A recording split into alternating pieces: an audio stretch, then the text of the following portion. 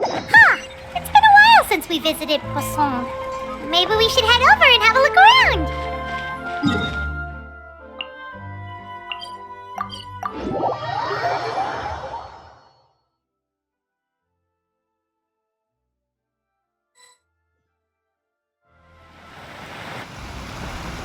Hey, traveler, Paimon. Oh, Paimon knows that voice! Over here.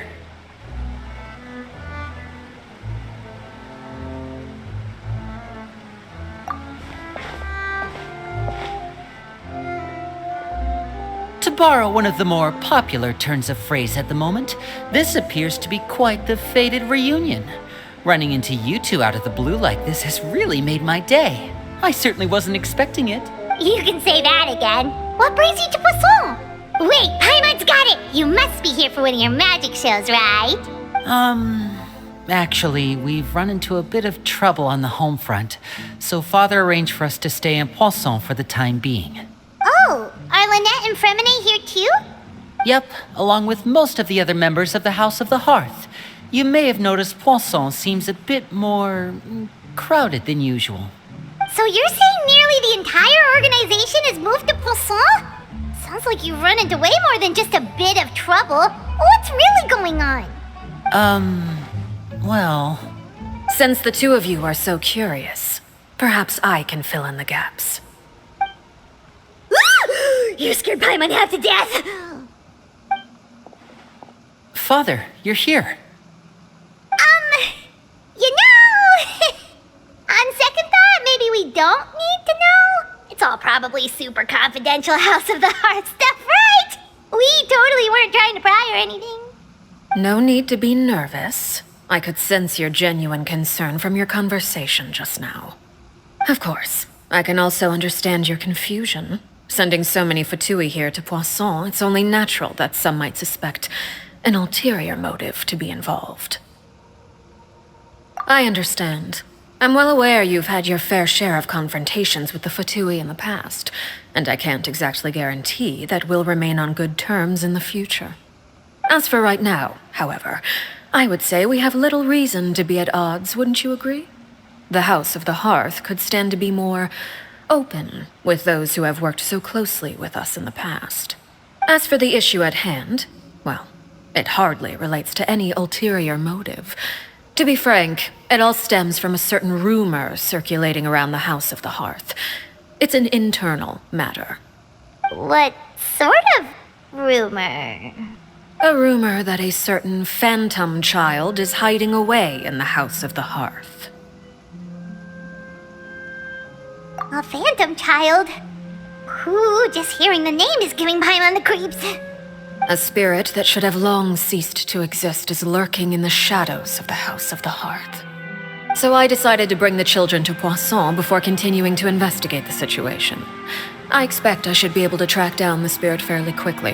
After that, it's just a matter of resolving the situation, if you will. It shouldn't be much trouble at all. If you're curious, or if you still have some concerns, it might be advisable to stick around for a few days. I'm sure the children would be exceedingly pleased to welcome some visitors. Lenny, I'll leave you to entertain our guests. I have some matters to attend to. Of course, Father.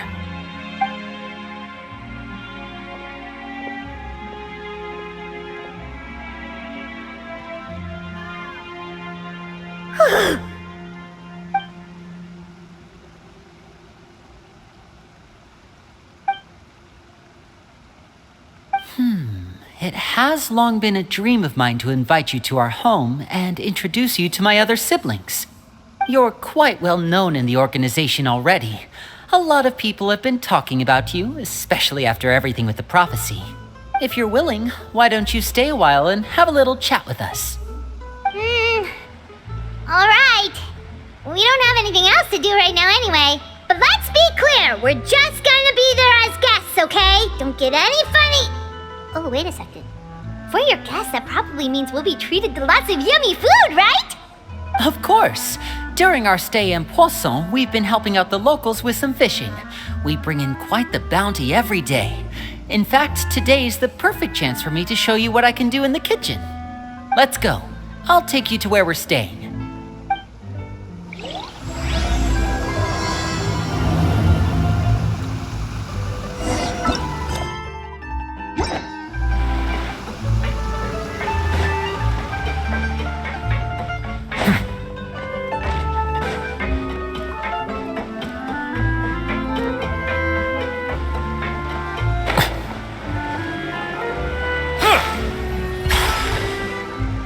We rented this house from one of the locals to use as a temporary base. I'll come back later and tidy up a bit. After that, it should be all ready for you to stay in tonight. Awesome, thanks! So, where are we off to now? Well, when I happened to run into you two earlier, I was actually in the middle of distributing some supplies. With this many people staying in Poisson, we have to bring in outside supplies every now and then. I should probably make sure the rest of these provisions get delivered, otherwise people might start to get antsy. Okay, we'll come with! There are all sorts of rumors about your organization floating around out there. Paimon's not sure if she could even take a wild guess as to what's true and what's not. But now that we finally have the chance to see a day in the life of the house, we can take a good look at how you operate! Well, you're more than welcome to come along. Just follow me.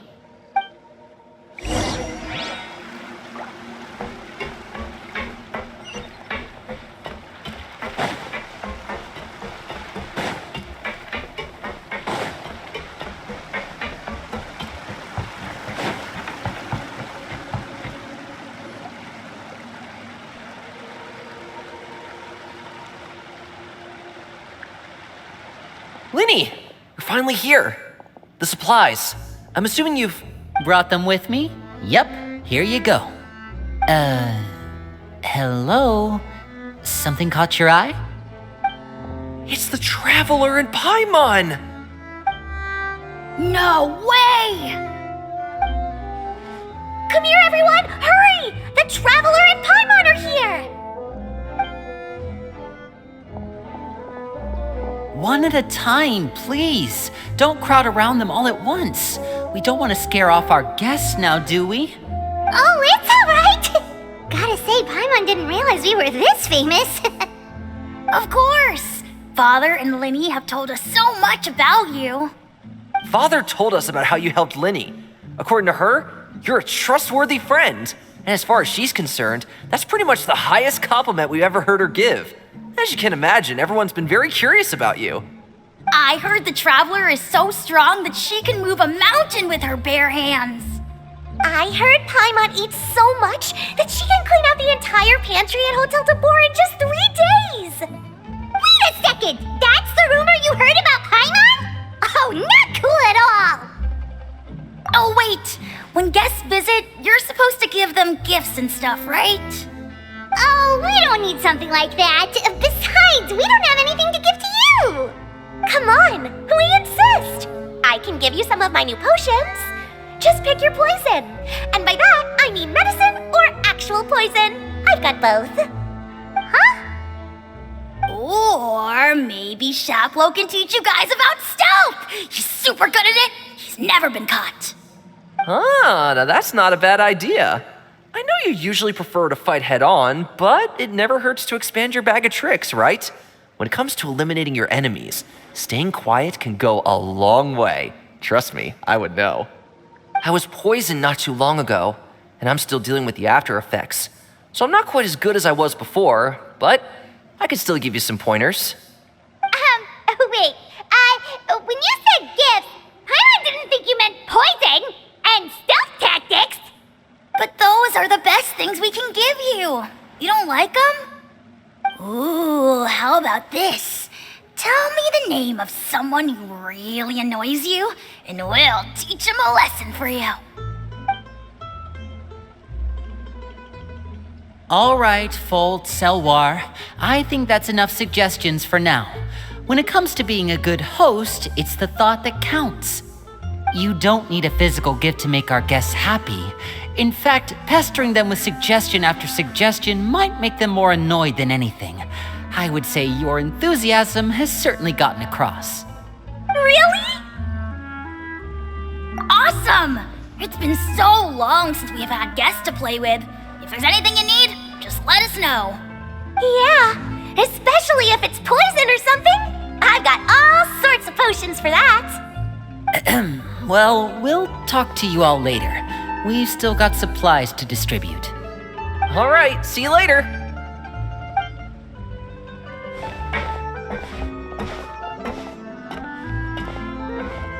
Bye!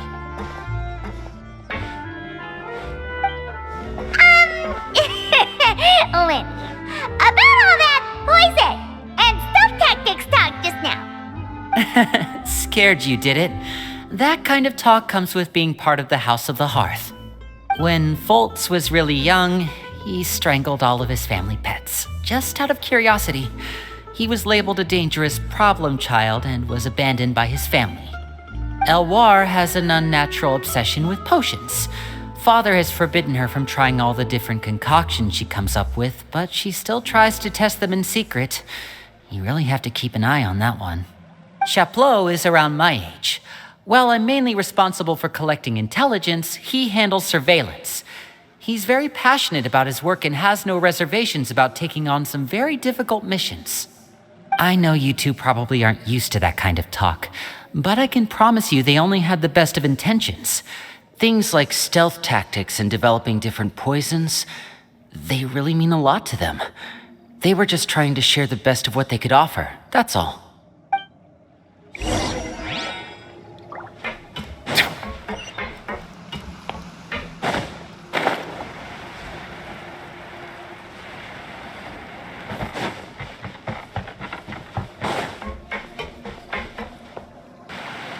Filial, supplies are here.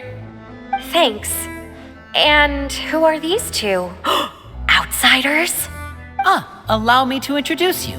This is the Traveler and Paimon. Oh, you're the famous duo I've been hearing so much about. It's nice to meet you. I heard you've traveled to all sorts of places. Is that true? Of course, we're making our way all across to that. Oh, good for you. You must be pretty familiar with Fontaine by now, then. Have you seen the new opera that started running recently? I think it's called... The 4,000 Thieves? Oh, this is the first we've heard of it. It seems like it's going to be fantastic. From what I've been able to tell from the posters, anyway. You should definitely check it out if you have the time. Oh, and there's The Blind Maiden, too. That one is supposed to have audience interaction. Seems pretty interesting. After this mission is over, I think I'll go get a manicure. Oh, maybe I should dye my hair. Wonder how much it'll cost. Is it just Paimon, or do these two seem much easier to get along with than the others? Looks like the House of the Hearth has some normal members after all. I heard that. Oops. I'm guessing you're referring to Foltz and the others? Yeah, we're definitely not all like them. I bet those crazies are practically foaming at the mouth right now. I'm sure they just can't wait to get back to Snezhnaya to carry out the plan. That's enough, Filial. Don't talk about family members behind their back, right? Whatever. Let's go. Guess this is goodbye then. If you ever have some time, we should go see the opera together.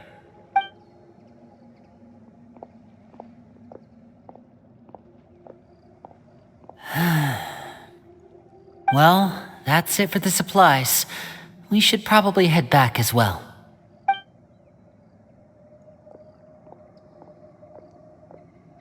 Well, they didn't seem too happy with each other.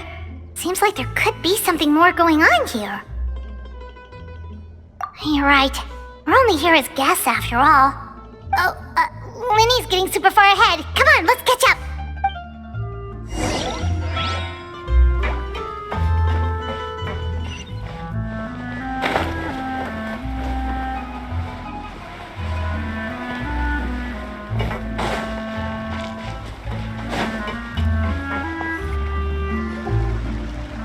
So, What do you think of the members you've met so far?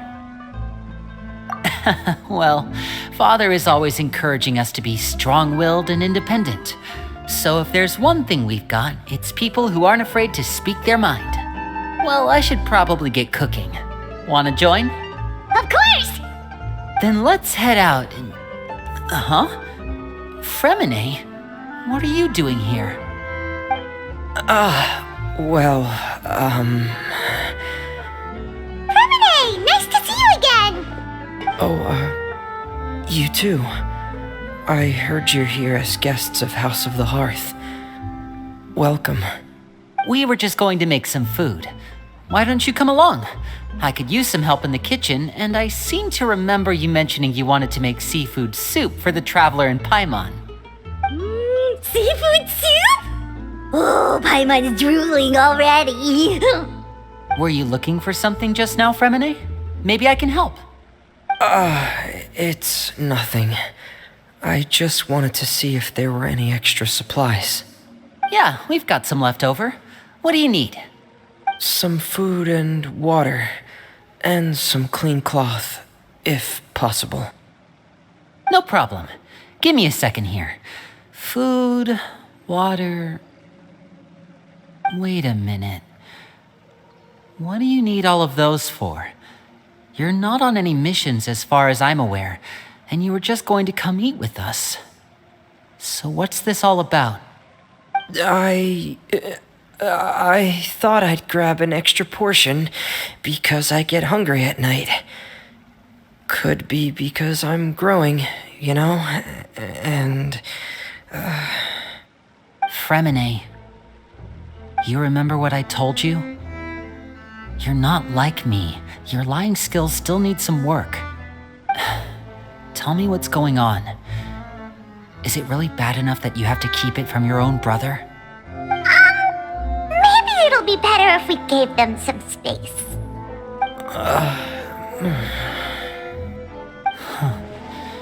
This is the first time I've seen that kind of look on your face. Whatever happened, does it have something to do with Father? Yes. Just follow me.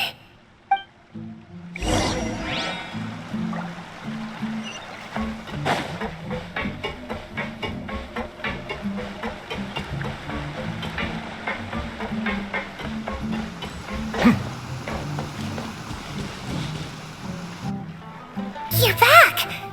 Oh, and you've brought some friends with you this time. Hello, my name's Linny.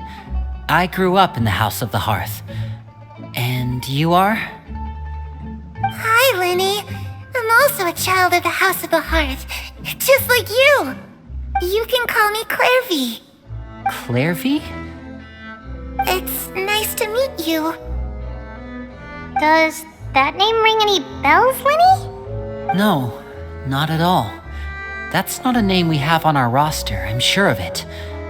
What I'm not sure of, though, is how she managed to sneak in. She must be the phantom child Father's been searching for. From the looks of it, I'm guessing you were the one that found her, Fremine. You, haven't told Father, have you? No, I haven't told anyone. I've just been keeping her hidden. For how long? About half a month now. So ever since we got to Poisson, then, do you have any idea what you're doing? I know what I'm doing.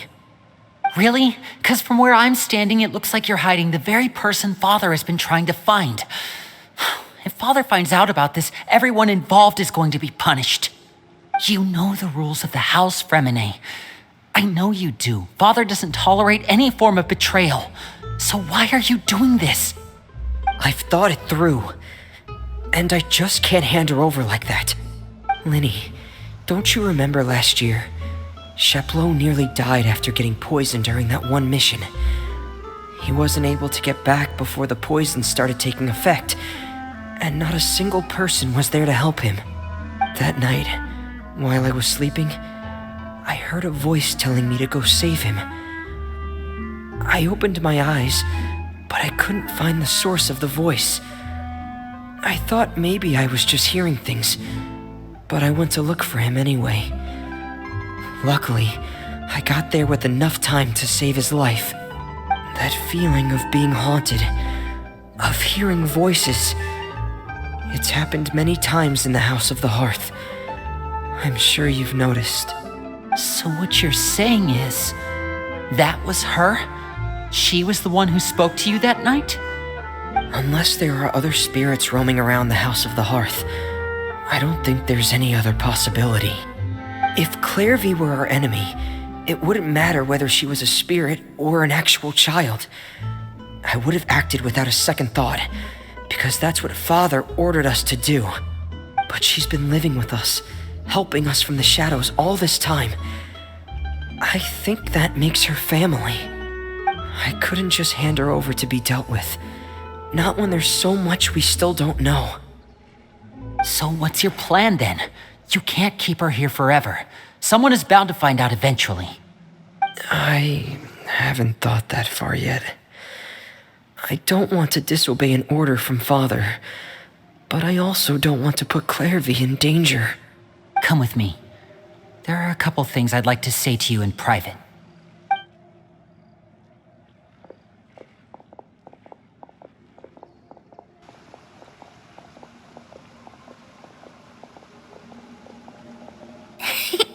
Those two sure care a lot about each other.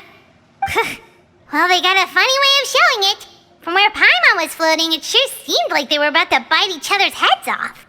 No way! They have a really deep bond. I could tell right away, 'cause I also have a friend like that. I just don't know how long that kind of bond can last. The darkness in the house runs deeper than you can imagine. No one can get out alive. I'm sorry, Linny. I really didn't mean to drag anyone else into this. Oh really? You didn't mean to? 'Cause I for one wish you did. Huh? What do you mean? You know, when we were younger, you didn't call me Linny. You called me brother, just like Lynette. We grew up together, the three of us. We were all orphans, all rescued by Father. Of all the siblings in the House of the Hearth, I think our bond was the closest. Later on, when you started calling me Linny, I wasn't actually surprised. After all, Lynette and I are related by blood. We've had to depend on each other to survive long before we joined the house. Linny, The darkest and most difficult moments of my life happened before you and I had ever met. I'm sure that's true for you as well. Even so, Fremine, we've stood by each other for all these years now, and to me, that means more than blood. You and Lynette are the most important people in my life. No one can replace you. So I won't let you face anything alone. Not if I can help it. Oh, looks like things are getting kinda heated between Linny and Fremine. Maybe we should go check on them. Oh, it's raining. I should put my clothes away.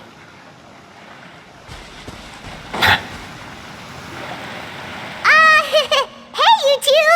Hope we aren't interrupting anything. Like a fight, or... Oh, wait a minute, Fremine. You're not crying, are you? Is everything alright? everything's fine. Thanks for asking. Well, we're all friends here, right? We've been through so much together, so if there's anything we can do to help, just say the word. It's just a small family dispute. It's not something our guests should trouble themselves with. In fact, it might be better if your stay ended here. What are you getting at, Traveler? When guests are around, families are often on their best behavior. And any disputes are less likely to escalate. That's what you're trying to say, isn't it? I just... Thank you. I was really hoping to keep you out of it. But even if I could think of some other reason to turn you away, I'm not sure I could convince you. I know things could turn dangerous, so I promise you this. From now on, I'll protect you like my life depends on it. Me too. Well, back to the matter at hand then. If we don't plan on handing Clairvy over to Father, then our only other option is to solve the mystery of her identity before Father is able to track her down. That means finding out where she came from and what she's doing here. Then we can send her on her merry way and pretend like none of this ever happened. I've tried that already. And? And nothing. I tried taking her somewhere really far away, but after some time, she just reappeared. She even came with us all the way to Poisson. It seems like wherever the house is, she follows. I don't know much about spirits. Do you two have any ideas? Let's see here. Paimon remembers hearing something like, if you fulfill a spirit's last wish before they die, they'll let go of whatever's keeping them here and return to the ley lines. Oh, it's just that Paimon doesn't really remember where she heard that, so it's not guaranteed to work or anything. Well, sounds like it's worth a shot. Guess that means we should go ask her about her wish. But first, Fremine, I need you to promise me something. What is it? I need you to promise me that this will stay between the two of us. We're the masterminds behind this whole thing. No one else gets involved. Can you do that for me? Of course. I promise. All right. Then let's seal the promise just like when we were kids. Fist bump on 3. Ready? 1, 2, 3. I swear.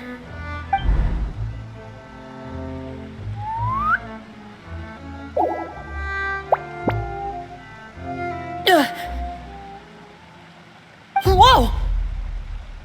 Lynette! But what a surprise! What brings you here, dear sister? And, when exactly did you get here?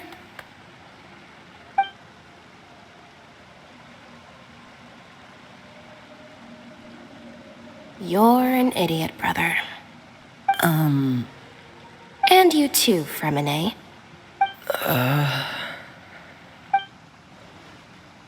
You 3, Traveler. And you 4, Paimon. Wait, what did we do? I've seen Clairvy around the House of the Hearth before. I hadn't seen her in Poisson, so I figured she must not have come with us. But it turns out you were just hiding her.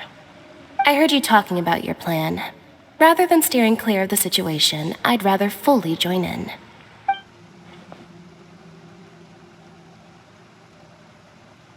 If you don't agree, I'll have no choice but to report everything back to Father. Simple as that. You're not giving us much wiggle room here, Lynette. Well, I guess we're all in this together then. After we talk to Clairvy, we'll figure out our next move. There's no time to lose. Let's go.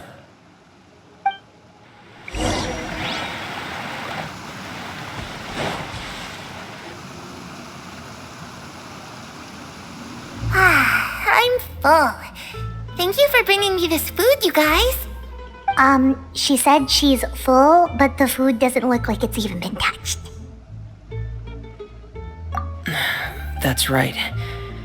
Based on what I've been able to observe, it doesn't seem like Clairvy can interact with the physical world at all. Still, when she's presented with food, she'll always linger around it for a good little while.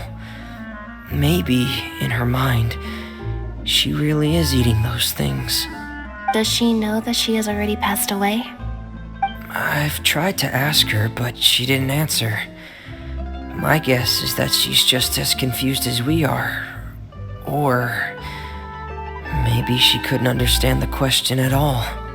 Clairvy, if you've got some time, I'd like to ask you a few questions. Sure. Oh, another new friend. Hi, I'm Clairvy. Hello. Clairvy, how did you join the House of the Hearth? Huh? Isn't it the same for everybody? The knave brings you here and then you can't leave. It's just that your name, it's not on the roster. And I've never seen you before. The roster? Oh, I get it now. I think there might be some things you don't know about this place. The people in charge, they're not as nice as they look. They say they keep a roster, but it's not complete.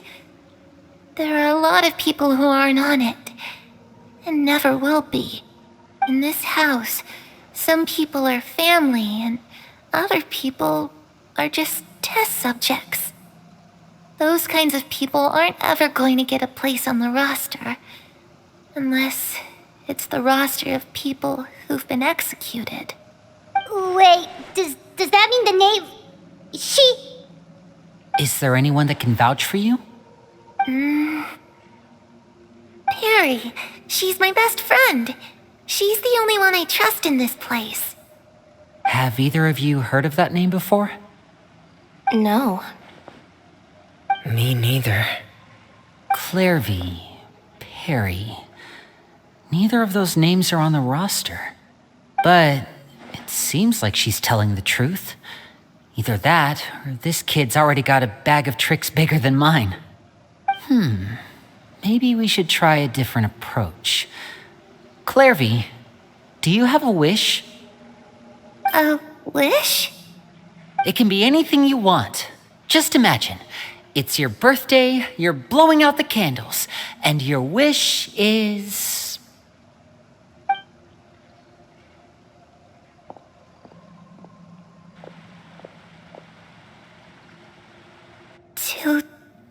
To go outside, where the sun can find me. That's it? Well, that sounds easy enough. The darkness in the house runs deeper than you can imagine. No one can get out alive.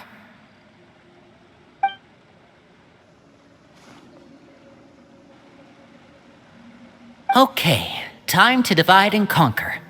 Listen up, I've got a plan. I'll try and find a way to use basic illusory magic to take Clairvy outside and bring her somewhere with sunlight.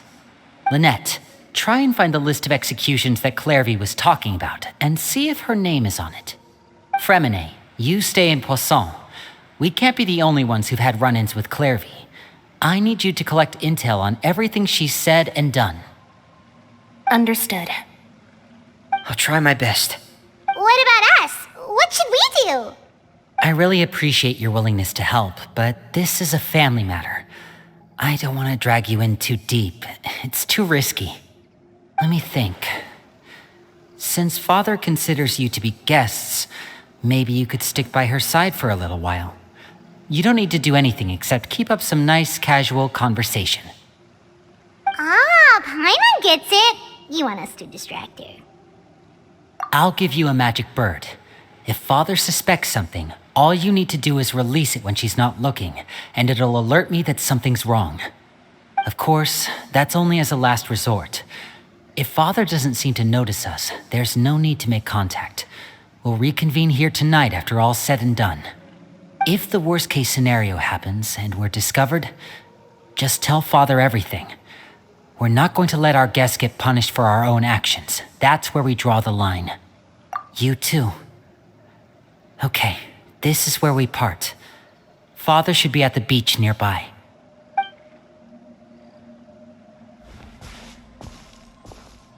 I really hope this goes well. No, it has to go well. That's the only way this can get resolved.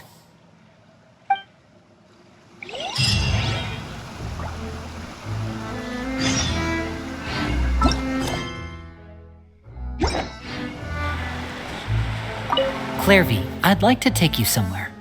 Is that okay with you? Sure. Where are we going?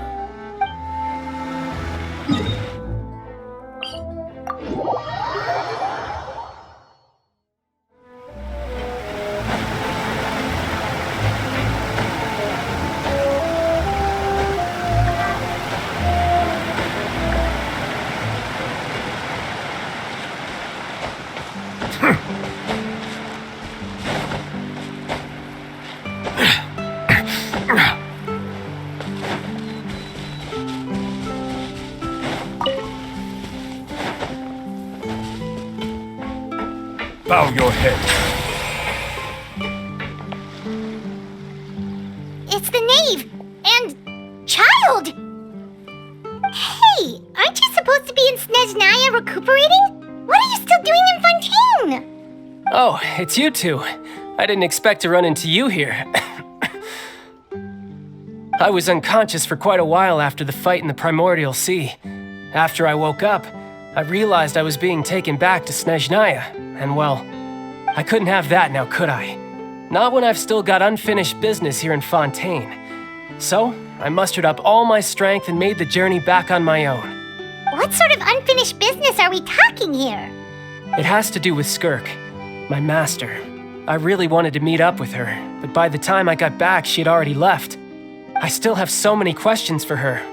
Without any other leads, all I could do was ask the knave to help me track her down. She must have left behind some traces from her time in Fontaine. Oh, okay, so have you found any clues? Unfortunately, no. While the House of the Hearth is adept at collecting all manner of intelligence, certain existences can still manage to escape our purview. Basically, unless Master feels there's a need to meet with me, she's not going to be found. But that problem has an easy fix. I just need to become stronger, and then...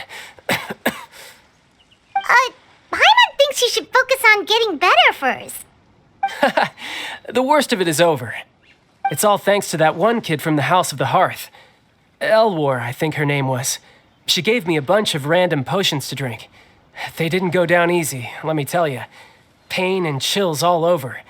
But they really did help speed up my recovery.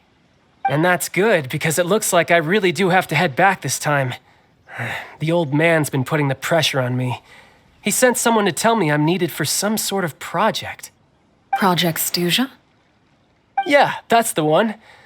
I heard Regrader's involved too. I'm not looking forward to having to listen to all his monologuing, that's for sure. Hey, maybe you could think of a way for me to stay in Fontaine for a little longer. Helping Linny and the others brush up on their fighting skills would be far more interesting. If you and I could spar, that would be even better. I've been waiting for a chance to see you go all out. And what a sweet little daydream that is. But I also have a role to play in all this. I'll be leaving Fontaine shortly as well. Besides, considering how little they see fit to step outside the homeland, being called on to return to Snezhnaya by such illustrious dignitaries, what a great honor. Wouldn't you agree? One I could do without, I'd say. Is it just Paimon? Or does it kind of seem like they're... So, dear guests of the House of the Hearth, to what do I owe the visit? We just... Right! We're super close to Linny and the others, but we still don't know much about you! Is that so? Introductions have already been made, have they not?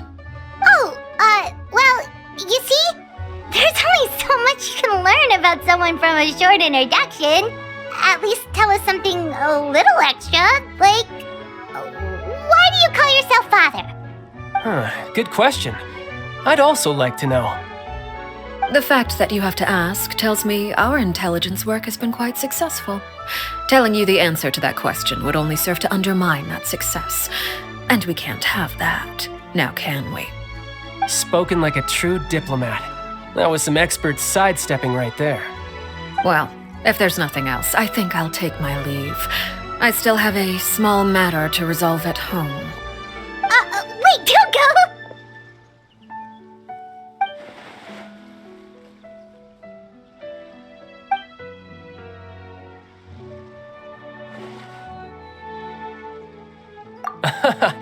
I'd also like to hear the answer to this. I've met some of the members of your organization, and they all seemed like really good kids. They actually reminded me of Tonya and Tusser. Which, by the way, if you ever betray them, I'm just letting you know, I won't let you off easy. And why would I betray them? Well, you've already betrayed the House of the Hearth once, haven't you? At least, that's what I heard.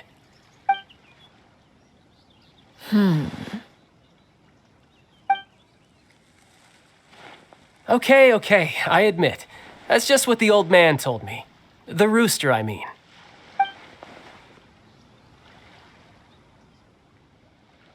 Oh, wait. Did you really do something bad to those kids?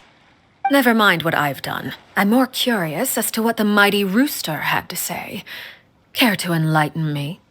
Well, nothing much. Just some stuff about you taking out many other members of the House of the Hearth, and even going so far to attack your own family. I see. Oh, based on your reaction, I'm guessing it's all a bunch of lies. Hardly. I don't appreciate his particular turns of phrase, but I suppose he didn't say anything untrue. Although, it would be more accurate to say that there is a certain level of prejudice involved, but I don't intend to clear that up just yet. Prejudice has a funny way of concealing the real truth behind certain things, an attribute that I find to be quite advantageous. Call yourself a Fontanian, for example, and people will assume all sorts of things, when the real truth is that this is simply the land where I was raised. Huh? You're not actually from Fontaine? But then why did you try to help out with the prophecy and everything? I was trying to protect the children born in Fontaine. Claiming that I myself was a Fontanian simply made it easier to operate. People would hardly suspect a fellow Fontanian of having any ulterior motives. Who wouldn't want to save their homeland after all? The primordial sea wouldn't have any effect on me, but it would have caused great harm to the House of the Hearth. Well, you wanted extra information, didn't you? There you go. I hope that satisfied your curiosity.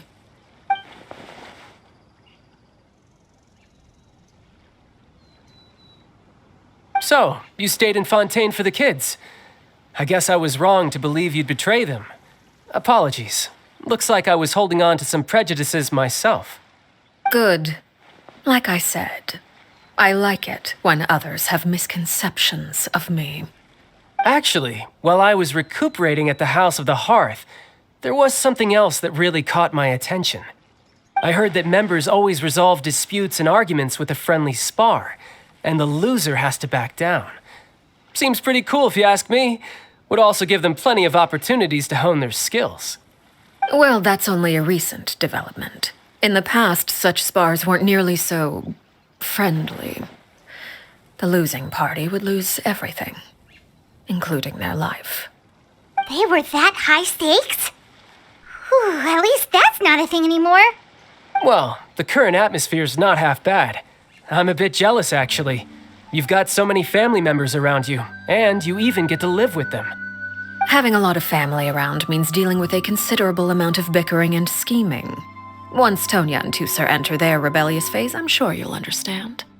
Just imagine. Tusser becomes obsessed with plucking out strands from the rooster's mustache, or Tonya decides to dye her hair 42 different colors. Okay. I get the picture.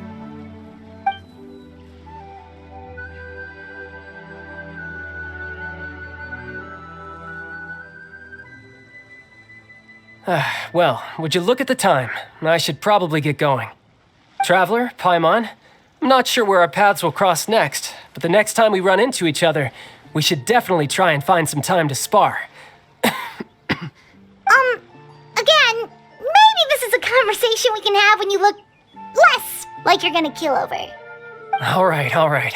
Well, thanks for everything, Arlecchino. No thanks necessary. You also played a part in obtaining the Gnosis. I would say we can call ourselves even. I like the sound of that. Well, I'm off. See you all some other time.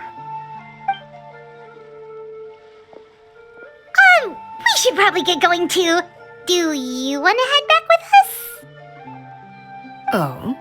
You want me to leave so soon? Well, you see, I'm rather enjoying the evening breeze. If you don't mind, I think I'll stick around for a bit. I have some things to think about. Apologies for not attending to you like a proper host. Please forgive this slight. I do hope you'll have a pleasant stay. barely managed to keep her distracted until nightfall. Good thing Child was there to keep the conversation going. You don't think she suspected anything, do you? Oh, I wonder if Liddy ran into any issues. Let's hurry back and see how everything went. Oh? You decided to stay a little longer? Let's take in the ocean view together, then.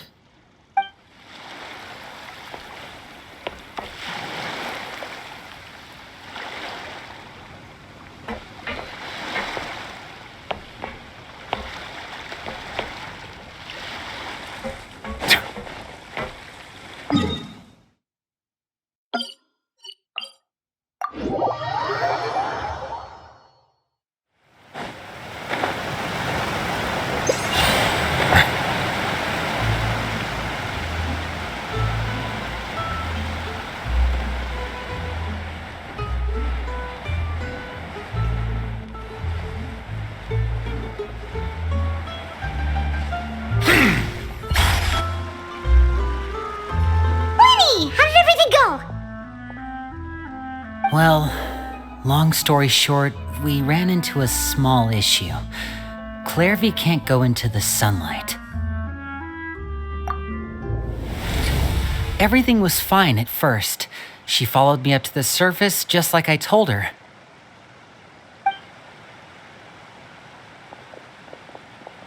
But as I led her out of the shadows and into the sunlight, she vanished. I turned around and there she was, standing at the edge of the shadows, silently watching me. Huh. Maybe she's afraid of sunlight, or... No, it wouldn't be her wish if that were the case. Well, we could always try pushing her into it. Oh, true. I've pretty much tried it all already. Nothing worked. Eventually, the sun went down, so all I could do was bring her back here. How did it go with you, Lynette? Good. I've got the list. It's right here. Really? Well, what are we waiting for? Let's take a look!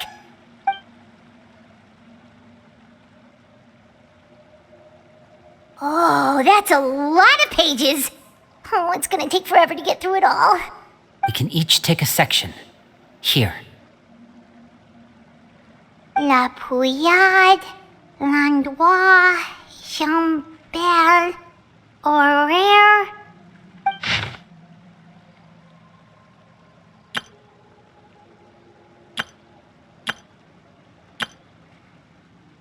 Oh, yikes. That Horaire guy has a huge scar on his face. He's kinda giving Paimon the creeps. Ah, I've met him before. The scar is from an injury he received during a mission. I still remember him joking with me about it. He said any future lover would take one look at him and then lose all interest. Did he say anything else? Well, I asked if there was someone he was interested in. He said no, and that's where our conversation ended. It was only later that I learned he really did have someone he liked. He risked everything to escape so he could be with her, but it didn't work. One day, Father asked to see him, and, well, I never saw him again after that. Wait, so that means the knave, she... It may seem cruel, but it's just one of the rules of the house. Betrayal is not to be taken lightly. We know too many secrets to come and go as we please. So, if you do try to leave, you pay with your life.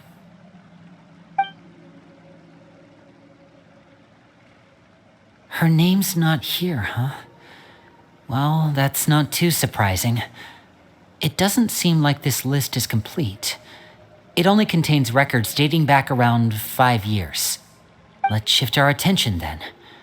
Fremine, were you able to find anything out? Fremine. Sorry. I was thinking about something.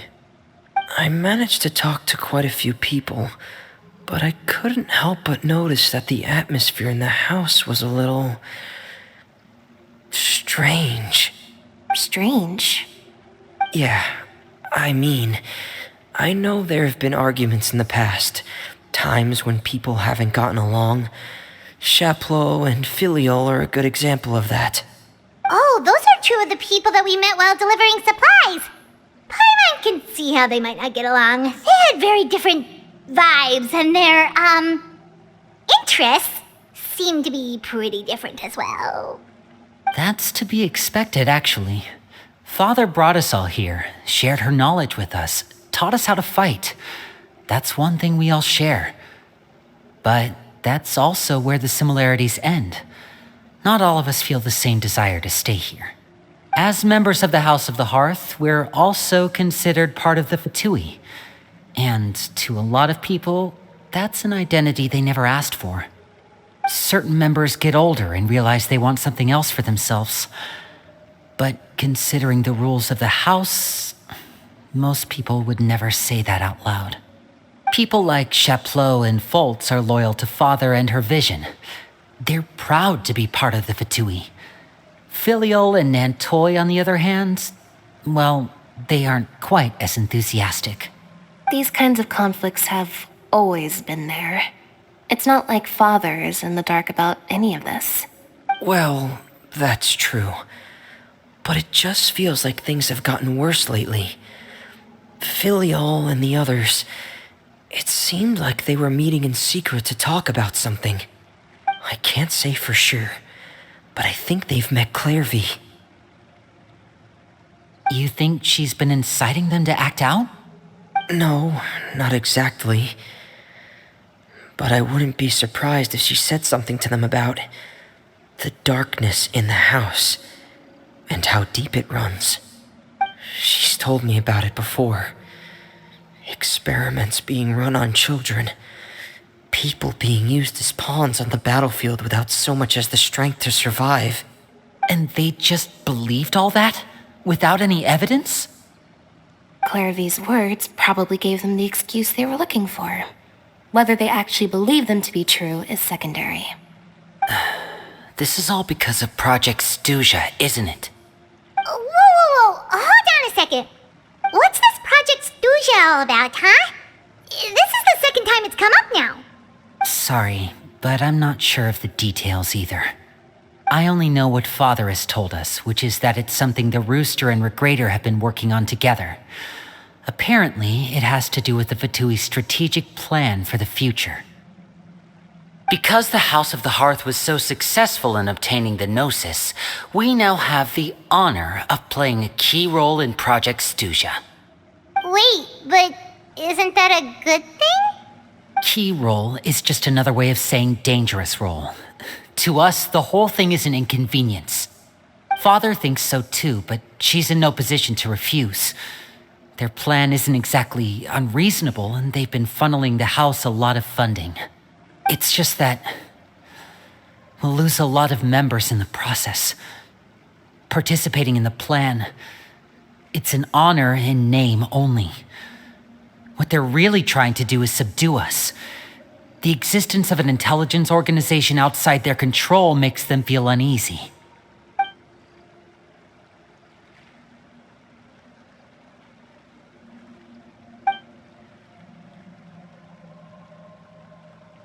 Okay, super complicated top secret Fatui business aside, what does all of this have to do with the conflicts you were talking about earlier? Paimon doesn't get the connection.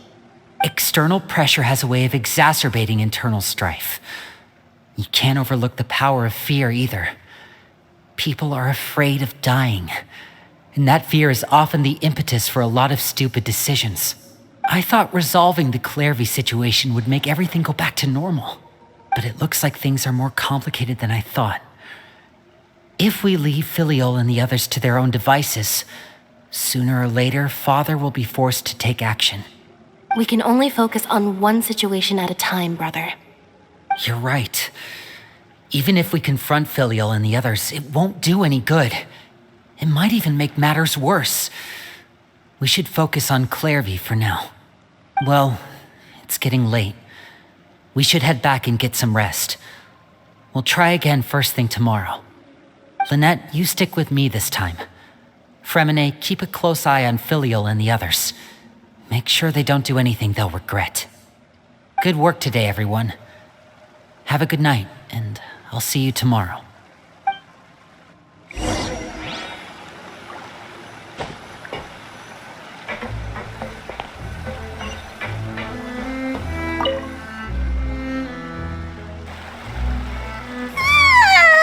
Oh, I'm always looking forward to an early night, but she can't sleep at all. Hey, you don't think the knave will be too angry with Lenny and everyone if she finds out about all this, do you? She's even scary when she smiles. If she were to actually get angry... Ooh, you have to protect Paimon if that happens, okay, Traveler? Trust is ever, Traveler. Look! Look over there! Quick! Let's catch up with her before anyone sees!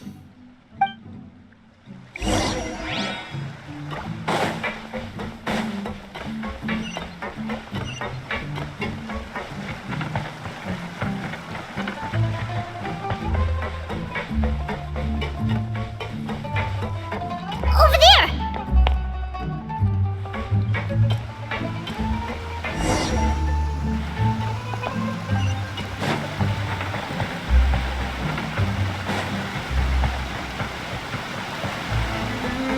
Oh, where is she going? Oh, if someone sees her, we're toast!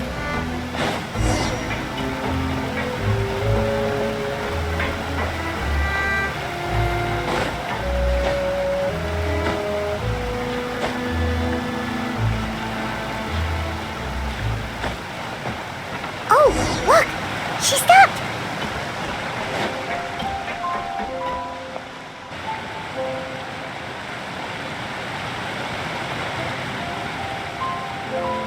Clearvy! Shh! I opened the window while no one was looking. Look how pretty the outside is. If only I could have more than this. You probably think I'm being silly, huh? All this hopeless resisting. It's better to dream of what I could have than try to make it a reality, right? Please, help us get on the same page here, Clary. We need you to tell us what you know. Can you do that? Sure. Although, after you hear all this, I think you might regret that decision. Everyone in this family is nothing more than a tool, something to be used and exploited. We're all expendable, including me. As long as you're useful, you get to stick around. Lose your value, and you're handed over to the doctor, experimented on, and given a fate worse than death. I've seen it happen again and again, and I've had enough. You're saying the knave did all that? It's just, that doesn't seem like something she would do.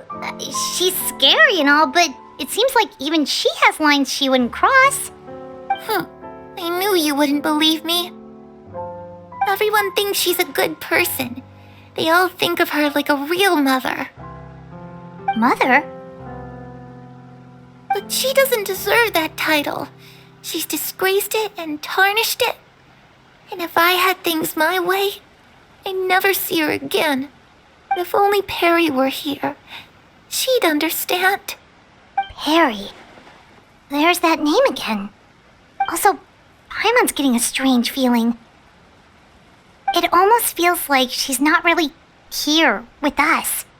Paimon can't tell if she's actually talking to us or if she's mistaken us for someone else. Well, in any case, it seems like she really needs someone to talk to. We should keep her company for a little longer. She looks so young. But it seems like she's been through a lot. It's getting windy. I should close the window. Ooh, look at the moon. Isn't it pretty? Hey, wanna hear a secret? I heard that if you look up at the night sky in Snezhnaya, you can see the aurora. It's supposed to be super pretty. Even prettier than the moon tonight. Perry and I promised each other that once we're older, we're gonna go see it together. But I can't find her. I'm worried she's also been... No, that wouldn't happen to her. She's special. Mother likes her a lot. I should really go talk to Mother, but we just fought. She doesn't want to see me, and I'm too scared to face her. What should I do?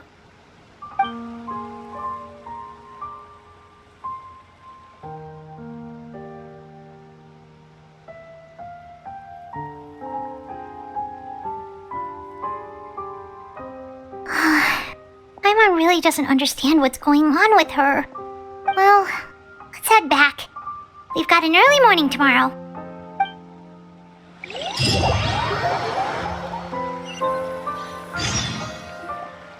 All right, looks like we're all here. Let's go ahead with the plan. Oh? What is it? What makes you ask that? Well, we kinda ran into Clairvy last night, and that's what she told us. We met the doctor back in Sumeru. He's super dangerous, and he's done all sorts of bad things. It's possible that Father and the Doctor have had certain dealings, but I don't think Father would work with him. We're not really on the same side, so there's not a lot of trust between them. That doesn't exactly set the stage for a successful partnership. I did hear, though, that when Father first became a Harbinger, the Doctor offered to work with the House of the Hearth. Father rejected most of his proposals, except for one. It had to do with some sort of secret experiment. Secret experiment? Could that be what Clairvy was talking about? I don't think so. I don't know any details about the experiment itself, but I do know it's an entirely independent operation. The Doctor only proposed a direction for the research. That was the extent of his involvement. I still don't think that counts as working together. The details of the experiment are confidential, but complete records are kept on all participants. That doesn't seem to be the case with the situation Clairvy referred to. I know you don't agree with some of the Fatui's methods, and I'm not asking you to. But I am asking you to trust us on this. The House of the Hearth has its own principles. There are certain lines we're not willing to cross. Alright, that's good to hear at least. Clairvy seems to think the Knave and the Doctor worked together to do something horrible. If that turned out to be true, Paimon doesn't know how he would even face you guys. It's just that it doesn't seem like Clairvy is lying either. The easiest thing to do would be just ask the Knave directly, but Paimon doesn't think she'd tell us. Father didn't come back last night. She's probably still near the shore. We'll be counting on you to distract her. Lynette, you're with me. Fremine, you know what to do. Be on your guard, everyone. All right, let's get to it.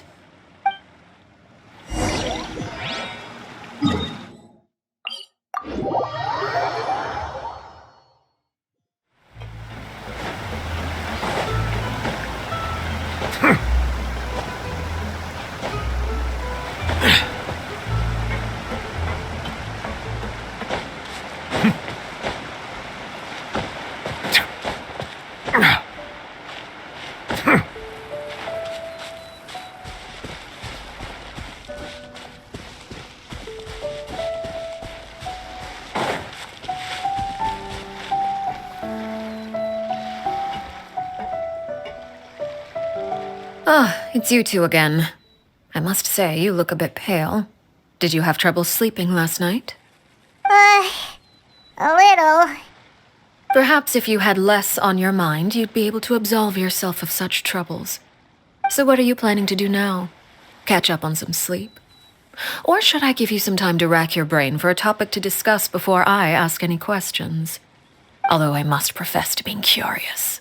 Without Child here, how do you plan on distracting me? Us? Distract you?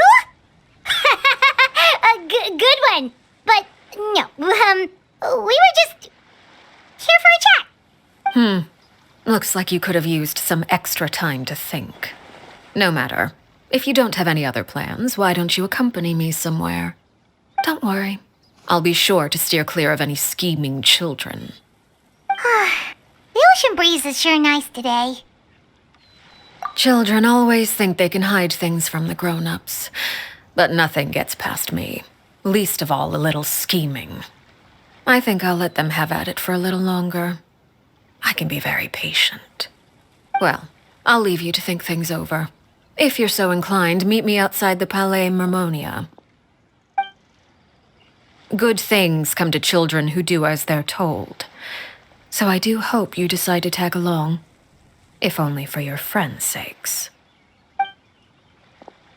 What should we do? She clearly knows about everything we've been doing, and Paimon doesn't think it'd be a stretch to say she was threatening us just now.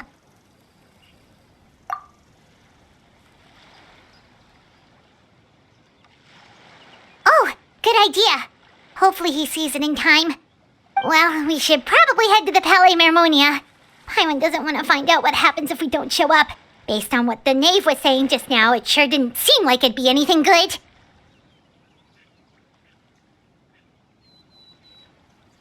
Okay, then we probably shouldn't keep her waiting.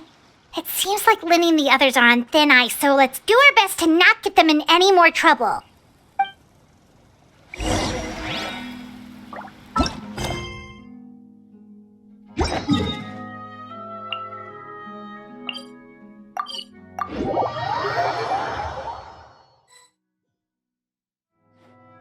Seeing as we still have some time before my meeting, we might as well enjoy some pleasant conversation while we wait. I'm glad to see you get along with my children. Being surrounded by good companions is necessary for a child's development. You're not planning on doing anything to them, are you? I assume you're referring to Lenny, Lynette, and Fremine. Although, there's that situation with Filial and Nentoy as well. It appears quite a few people have been acting out lately. No matter. I'm not one to discriminate. All those who betray the house meet the same fate. There are no exceptions. Does that mean you're going to kill them? Oh, are you here to beg for their lives? I'm sorry to disappoint, but the rules of the house change for no one. In my organization, everyone is responsible for their own actions. But don't you care about them at all? They really respect you. They even call you father. You must feel something for them. Any organization in which feelings come before principles is one destined for ruin. The House of the Hearth is hardly an exception. You could say our principles are more stringent than most. Perhaps I can offer you this consolation at least. As our guests, you two will not be held accountable along with them. I would imagine Linny, Lynette, and Fremine will be able to keep their lives. As for Filial, Nentoy, and the others, I'm afraid there's little I can do. They can try to escape, but once you know our secrets, there's no getting out alive. But that's awful. Ah, you seem concerned. Out of consideration for my guests, I suppose I could turn a blind eye for a little longer. If Linny and the others manage to dispose of Claire V in the meantime, all evidence of their wrongdoing will be lost. In that case, I could hardly punish them for something I couldn't prove. If their efforts are unsuccessful, on the other hand, all will be held accountable. And the punishment will be severe. Of course. Oh, and here, I believe this belongs to you. Do try and keep better track of it next time. It takes a considerable amount of time to train a bird like this. It would be such a pity if you were to lose it. Permanently. Wait, where did you get that? Well, I'm afraid that's all the time we have to chat. Now, for the matter at hand. I asked you to meet me here because I have business at the Palais Mermonia. It has nothing to do with you, but I think it would be prudent for you to stick by my side for the time being. There will always be time later to run off and tell Linny what you've learned. Well, time to go. Looks like we wrapped things up just in time.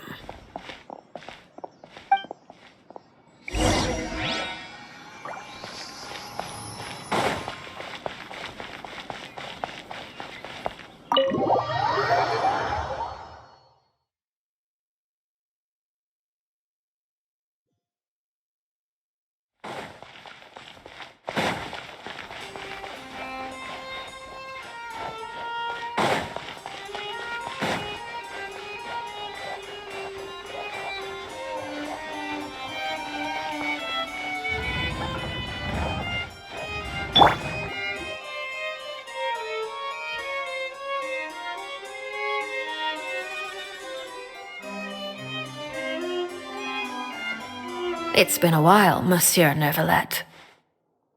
I must say, I wasn't expecting my meeting request to be approved quite so quickly. The Palais Mermonia operates with an efficiency worthy of admiration. It is only right that an esteemed diplomat such as yourself should be afforded the proper level of respect.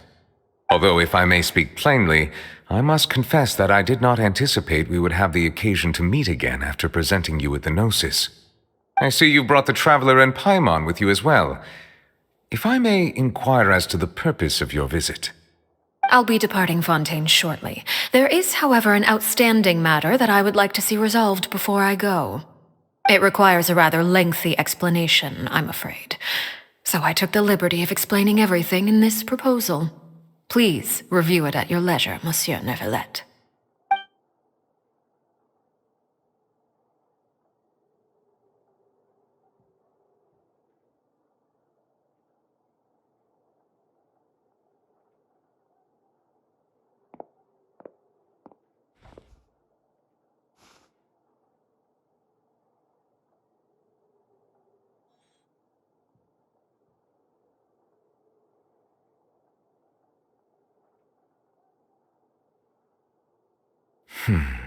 I understand your request.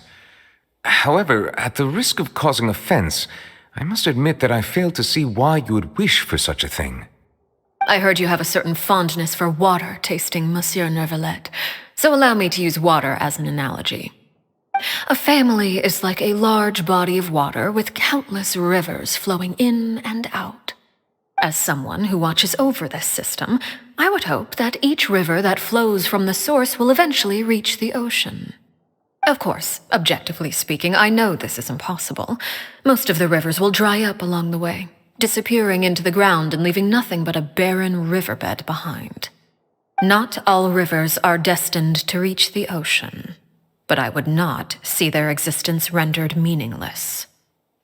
I believe the water that flows within them is simply meant for a different destination, like a field in need of irrigation.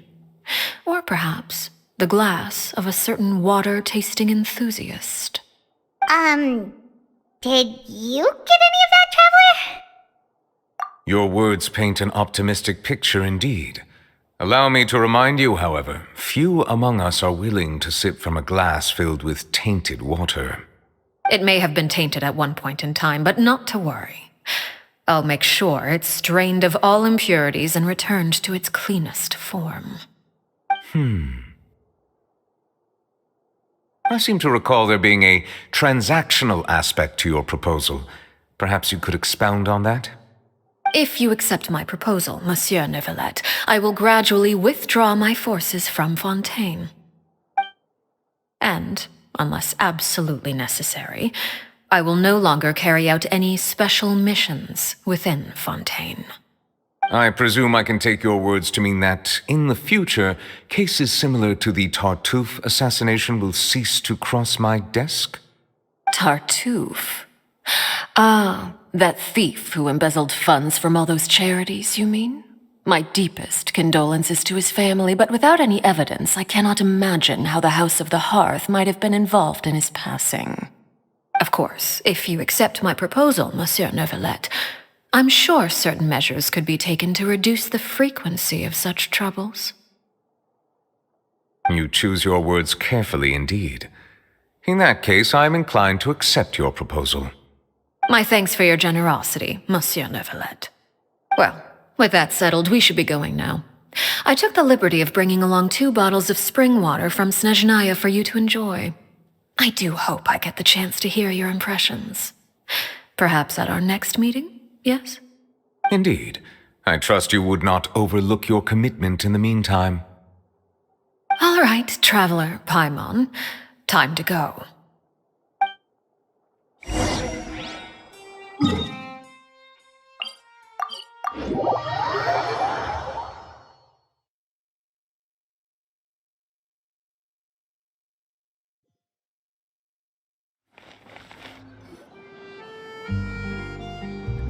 So, what exactly were you talking about back there?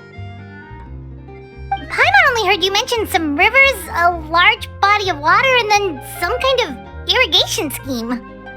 You really want to know? I would imagine there might be more pressing concerns at the moment.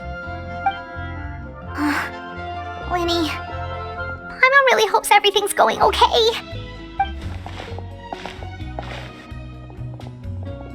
Oh, Paimon recognizes that look. You've got your tiki cap on, don't you, Traveler?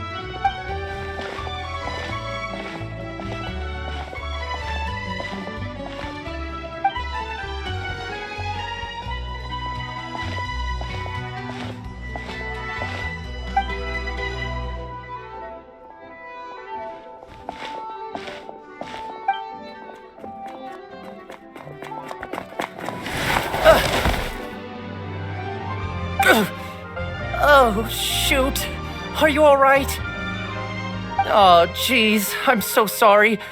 I was so focused on selling these papers, I wasn't looking where I was going. Well, let me make it up to you at least. Here, take this paper. On the house.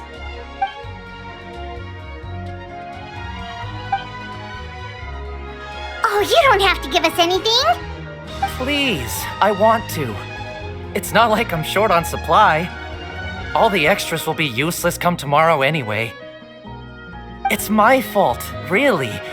I was just trying to bring home some extra mora for the family, but I bit off more than I can chew. I haven't had many takers today, so I'm still swimming in papers. What's going on here? Nothing much. I just ran into your friend here on accident. I should probably get going, actually, so... Hold on. Of course, I'm happy to compensate you with mora, it's just... I don't have any on me at the moment. I'll take 3 papers. Here, your payment. Oh! Thank you for your patronage. May the Archons bless you with good fortune. If only I had the chance to run into such generous customers every day. I should probably just take on a smaller inventory though, right? I'm getting married soon, so sometimes it's hard to not get ahead of myself. Anyway, I should head out. Goodbye! Well, now that my affairs are settled, we should take the boat back to Poisson. We've even acquired some light reading to enjoy along the way. Actually, why don't we stick around for a little longer? Paimon just realized how hungry she is. She can't head back to Poisson on an empty stomach.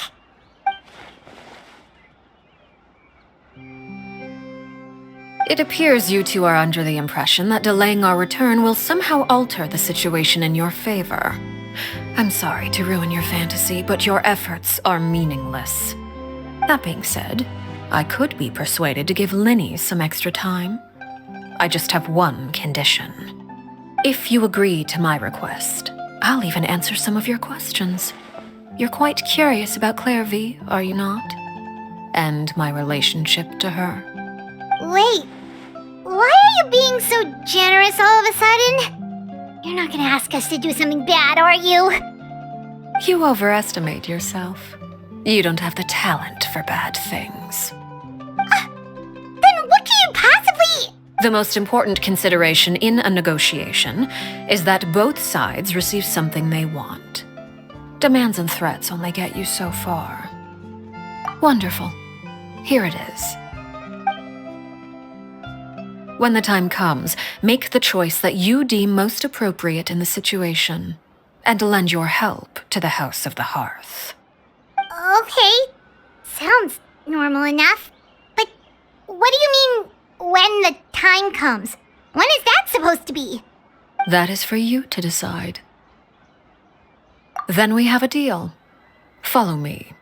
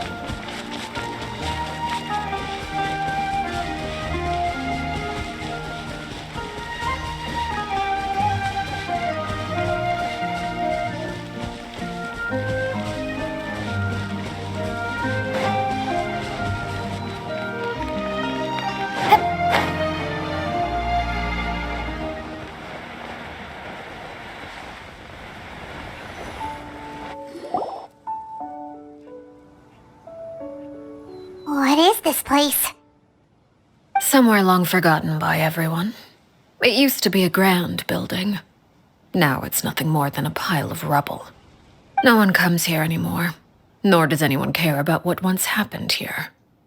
Although, this place does have something to do with the story I'm about to tell you. It was before I became a Harbinger, and before Linny and the others joined the House of the Hearth. Due to certain events, I first killed Clairvy and then her mother. And this is where it all happened. You were the one that killed Clairvy? Patience now. Allow me to explain Clairvy's side of the story first. I'll start from the beginning. Clairvy was 6 years old when she was brought by her mother, Crucibina, to live in the House of the Hearth. From the outside, it seemed like a fairy tale. A thriving family made up of kind adults and friendly children.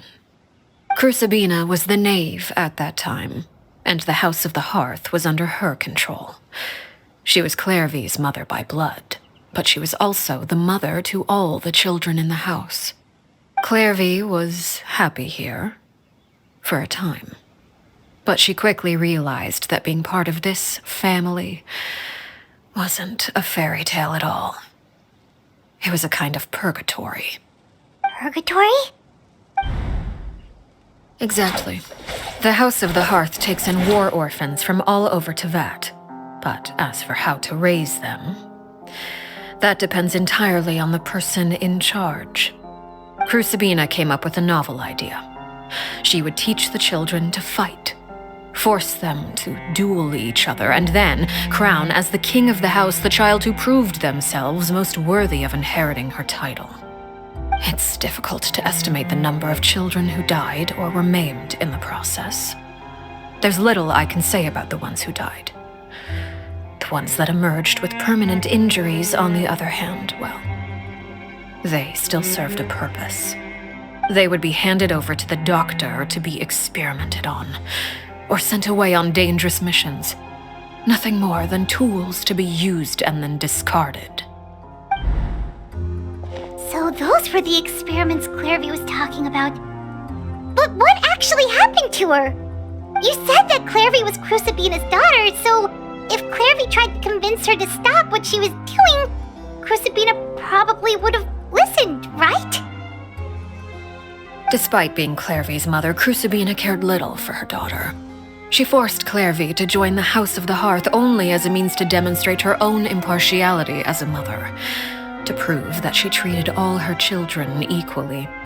Clairvy did try to convince her mother to change her ways, but it was to no avail. After her efforts failed, the only other option was to rise up and try to fight back. Unfortunately, the other children had already been thoroughly indoctrinated into the illusion of happiness Crucibina had created. Of course, there was one exception. Someone Clairvy's age who knew the truth about the House of the Hearth. Her name was Peruere. Wait, the friend that Clairvy mentioned? Friend, huh? I suppose we can call her that for now. Clairvy was a cheerful and passionate person with a tenacious spirit.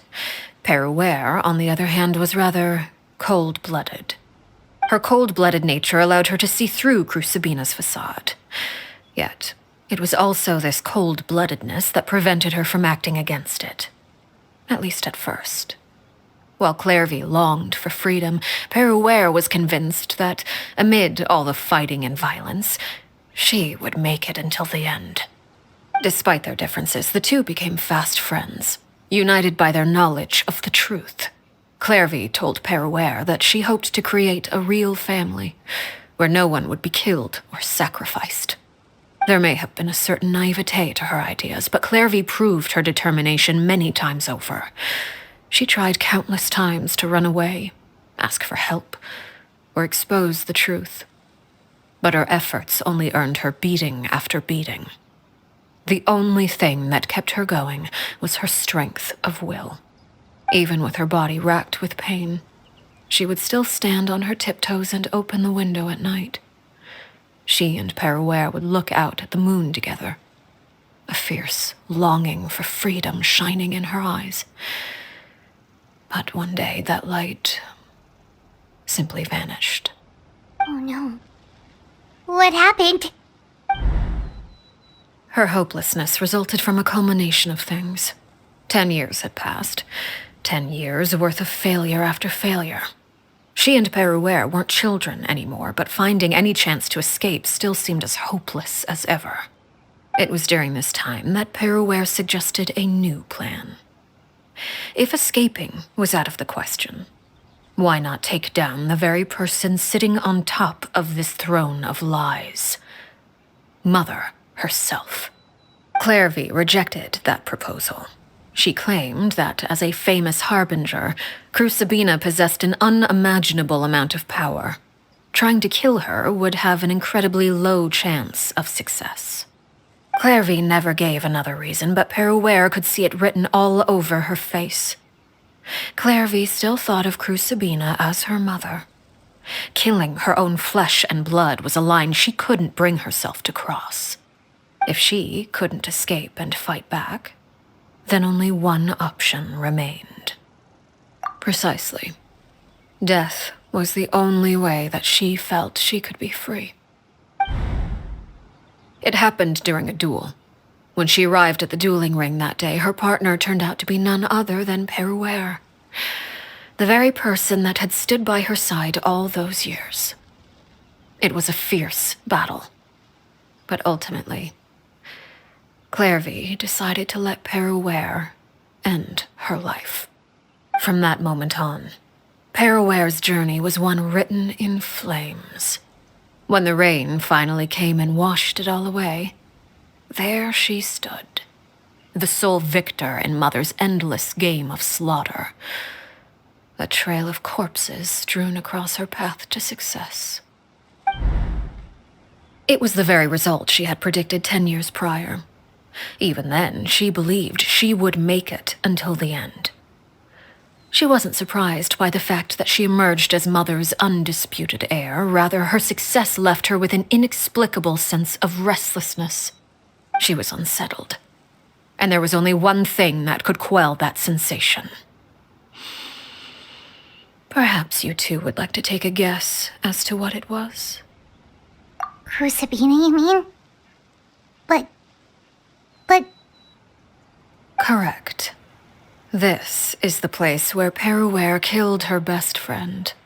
A mere year later, this is also the place where she fought tooth and nail to kill the mother they shared. The moment she acted, any conception of what was right or wrong ceased to matter. It's one of the principles of the house. Only those who survive get to write the rules. Perouer won the battle, and became a harbinger herself. After which Her Majesty, the Tsaritsa, bestowed upon her a new name. Arlecchino. So the Perry Clairvy was talking about... It was you all along. You're Perouer. Arlecchino is just a name you got later. I left that name behind long ago. I must say, hearing it now does bring back memories.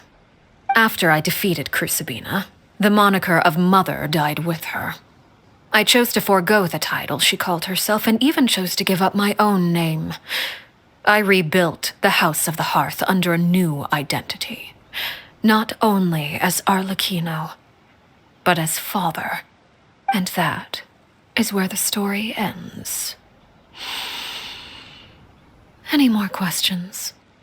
Yeah. Based on what you just told us, Clairvy wasn't a little kid when she was killed. So the Clairvy we met... Was she really a spirit at all? I suppose you could call her an illusion born of flame. Her existence is like ashes to a fire. Something left over in the wake of blaze and ruin. You see, a certain power runs through my veins. It's not unlike a curse. My flames leave behind shadows of anything they consume. Of course, the chances of those shadows morphing into a sentient entity are exceedingly slim. Clairvy is a very special case. Clairvy died when she was 16 years old, but what emerged from the flames was her 6-year-old self. Her appearance wasn't the only thing affected. Most of her memories were lost to the blaze as well. Memory is a mysterious thing indeed. Losing a portion of your memories will alter your sense of self. Lose 10 years' worth, however, and it would be like living in the past.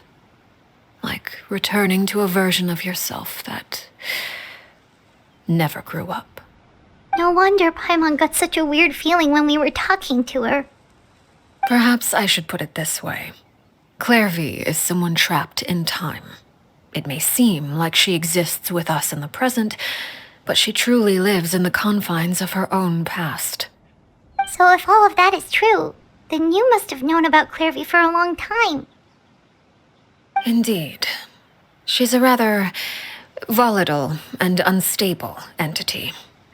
Sometimes she would look after the children. She's even saved some of their lives. But other times, she would hide from me and become obsessed with revealing the truth about the house to anyone who will listen. Shadows don't have the capacity to learn or grow. Any new information they encounter is quickly forgotten over time. Your attempts to expose Clairvy to sunlight, they failed, yes? The reason is actually quite simple. In Clairvy's mind, the house is impossible to escape, and it is this very perception that traps her there. But no matter. All I have to do is kill her again, and all will be resolved. I don't anticipate so much as a single speck of ash will be left behind this time. Wait! Paimon can understand why you might want her gone, but isn't there another way? So what if she's trapped in her 6-year-old self? She's still your friend! At least talk to her first! It's too late for that. She broke the rules, and now she must be punished. That goes for Filial and Nantoy as well. She's had quite the effect on them. I hope you understand the difference between Crucibina and myself lies in our formulation of the rules, not our policy for enforcing them. Upholding the rules without question is a trait we both share, because that is how a household should be run. Is this really what you want to do? Whatever could you mean? Don't you want to say a proper goodbye at least? Whether as a killer or as a father, there are two things that must be avoided at all costs: anger and sorrow. Anger makes you impulsive. Sorrow causes you to waver. Well, it appears it's about time to proceed. Before we arrived, I told some of my well-behaved children to bring our troublemakers here by nightfall. I do believe I've kept my end of the deal. I give your friends quite a bit more time. As for what happens now, we'll just have to wait and see.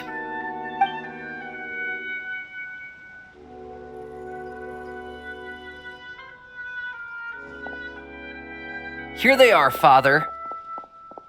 Ah, you gonna execute him? Seeing something like that would actually be a first for me. Lenny! I'm sorry. I heard about how you helped buy us more time. But I still failed. I couldn't find a way to fulfill her wish. Huh? Are you... Perry? Indeed, it's been a while, Clairvy. Perry! Shh, stay right there. I'm sorry to postpone our reunion, but first I believe certain scores need settling.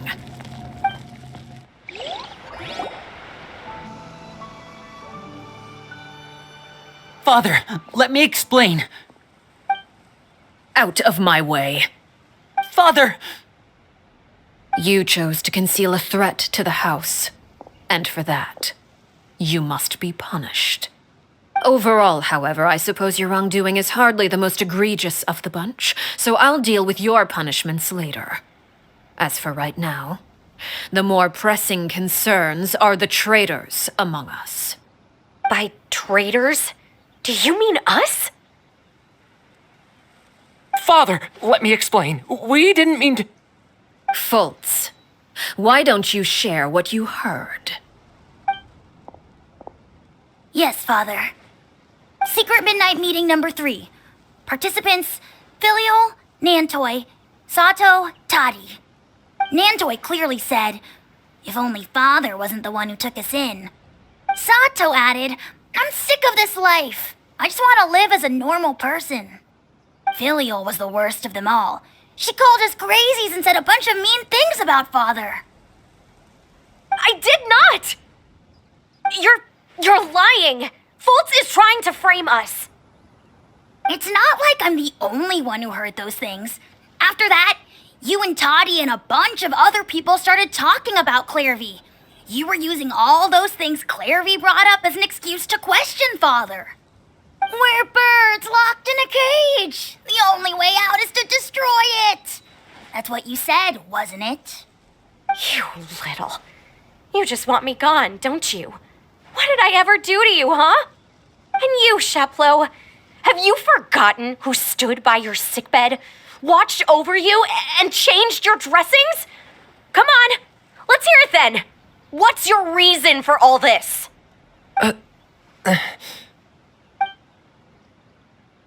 You're wrong, Filial. We don't want you to die. You're our family.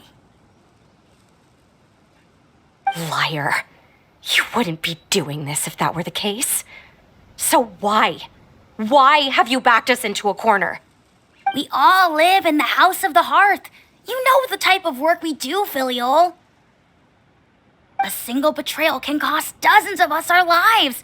It's not like it's never happened before. That kind of thing is hard to forget. That's why the House of the Hearth cannot tolerate any form of betrayal. Ever since we came to Poisson, you've had 7 secret meetings. A lot of the things you talked about really crossed the line. You've been spying on us for half a month? Wait a second.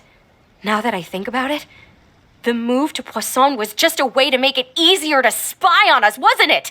Because we were all in one place. You've had this planned all along. Filial, Nantoi, I'm sorry. I owe you both my life. I owe Clairvy too. If it weren't for all your help after I got poisoned, I wouldn't be standing here today. If this were any other situation, I would do anything to repay that kindness, even if it cost me my life. But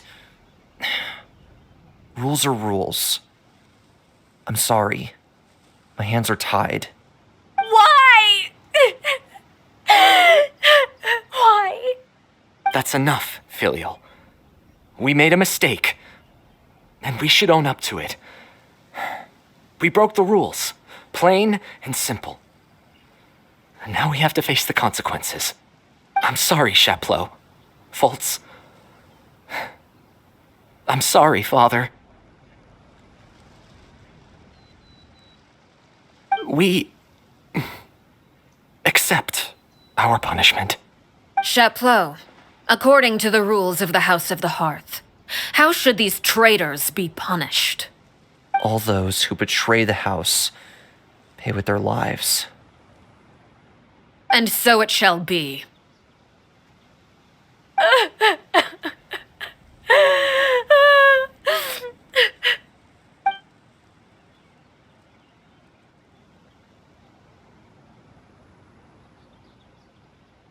Father, please wait! Something you want to say, Linny? Please reconsider, Father. What Filial and the others did, does it really count as betrayal? We all come from broken families. From the very first day we joined the House of the Hearth, we wanted nothing more than to make it a real home. But the truth is, none of us know what a real home should look like. I'm not saying I have all the answers. All I know is this. Killing Filial and the others may uphold the rules, but doing so will only bring us further away from being a real family than we've ever been. So please, Father, please reconsider. I agree with Linny. Father, please. Linny, you... I also agree with Linny.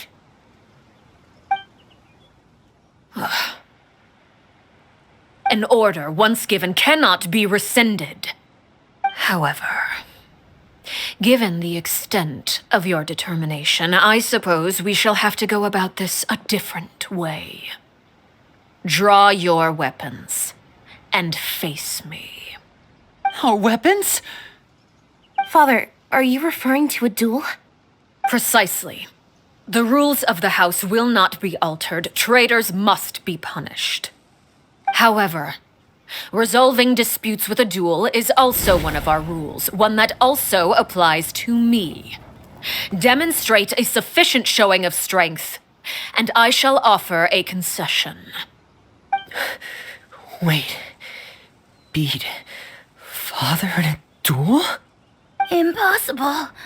Father is way too strong, even for Lenny.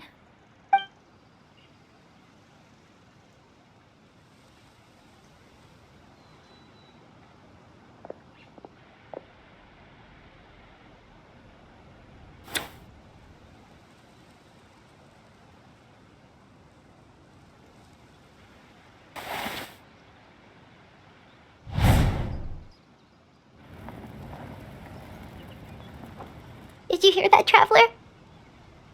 Lenny and the others have to duel the knave. What should we do? Can they really win something like that? If they lose, those people from the house are really gonna be executed. Hey, are you listening?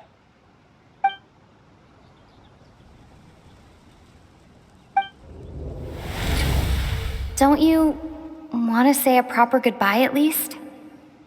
Anger makes you impulsive. Sorrow causes you to waver.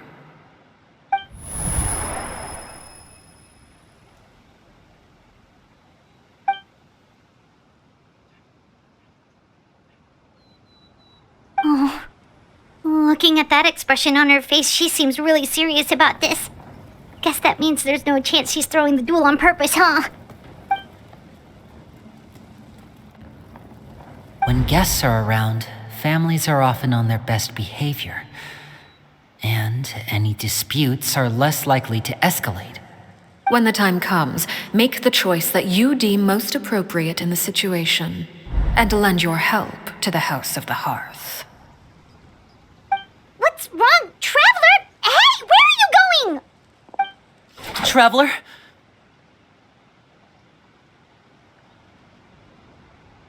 You're asking to join the duel against the knave? I'll allow it. We do have a ready-made dueling ring at our disposal, after all.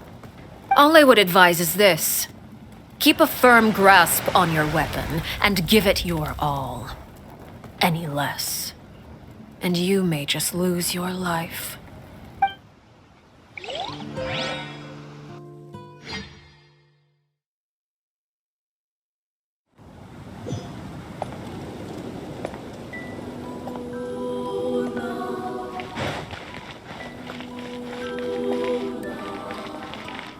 Spare your energy. Running is of little use. With these rising flames... Is it my turn now? Let the world cry! Let the mighty be humble! Silence! Now that's more like it. With the fall of darkness, destruction shall rise. Have a taste of purgatory. The bond is strong. Strike a pose. Settle down! Look at you. Trapped like a bunch of helpless animals. If I really have to draw my blade, then...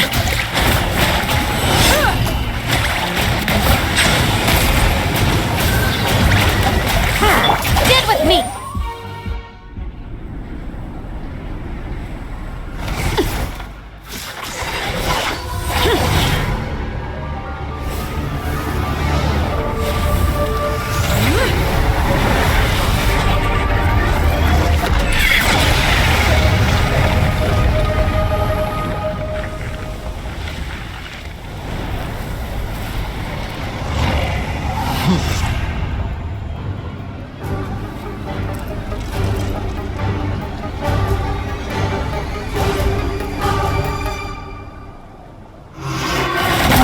takes care of... Who's next?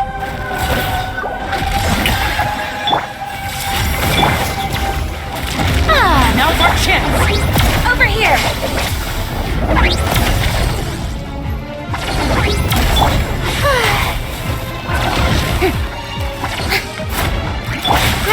Grow! Carry me knowledge! Allow your head. Dissipate! Watch out for Father's movements! Shout! Suntown is only the beginning. I see everything! Shower me with praise! Let my name echo in song!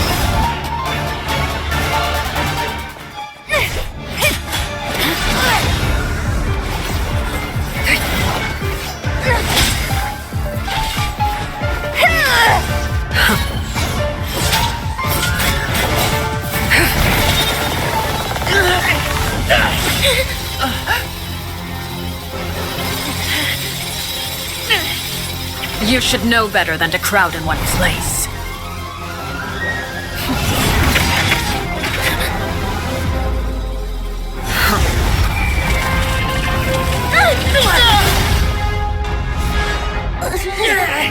Oh, I know. No!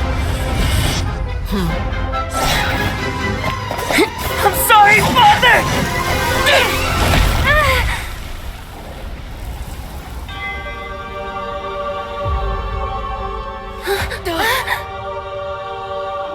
Sorry for what? This pitiful excuse for an attack?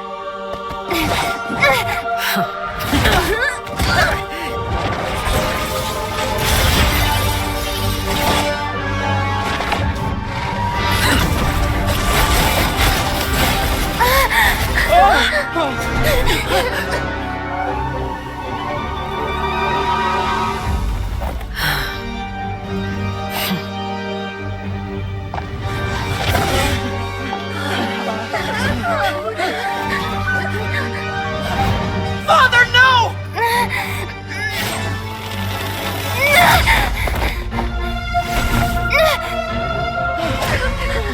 Made it out, did you?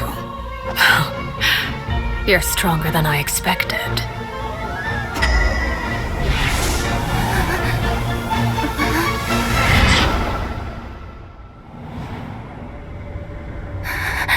A crimson moon. I can't move.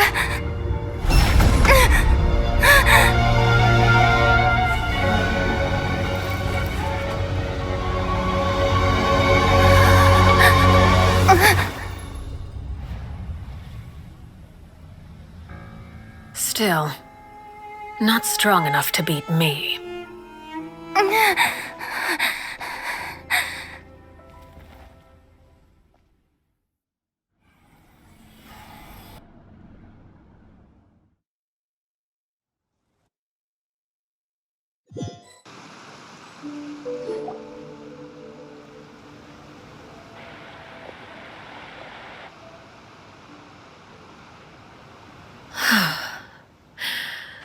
I believe we can end things here. It's not often that we get to enjoy the company of guests, after all. We wouldn't want things to get too out of hand. Brother, are you all right? Lenny. Given that I am the victor of this duel, as agreed, the punishment stands. No! I never thought things would end like this. However, everyone involved in the duel demonstrated a remarkable level of strength and determination. In light of this, I'm prepared to change the method of execution. Elwar, the bottled flames I gave you for safekeeping. Do you still have them? Yes? I wasn't sure what they were for, but I've kept them super safe. I didn't lose a single one. Wonderful. Then, in just a moment, I'll have you administer them. Bottled flames? Indeed. They're the product of a secret experiment. Under certain special circumstances, flames can be extracted from my person and preserved. Once ingested, searing pain will spread across every inch of your body. No harm will come to you physically, but your memories will be burned away. If you can withstand the pain. When you awake, you'll have forgotten everything you know about the House of the Hearth, and will be expelled from the organization. In other words, administering this concoction will kill the version of you that grew up in the house, and give you a new identity.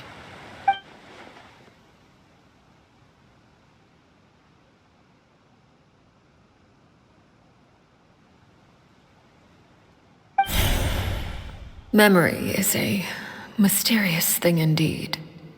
Losing a portion of your memories will alter your sense of self.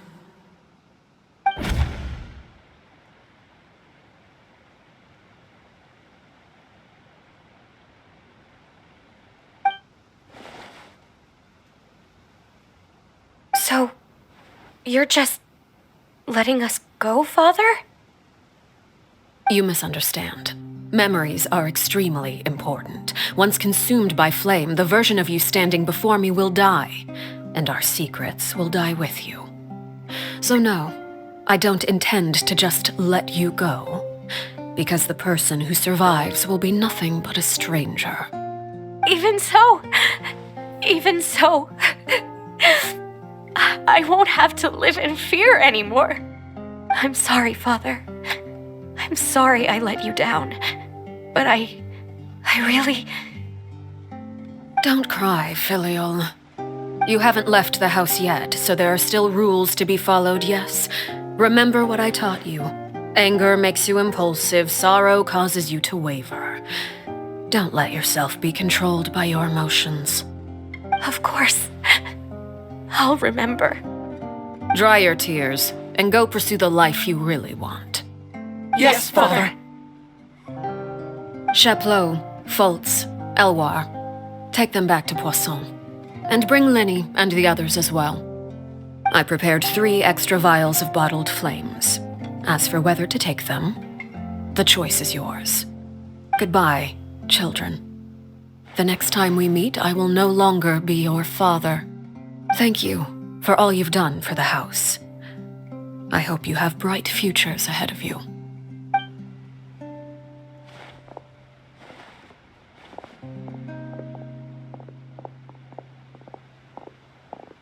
Father!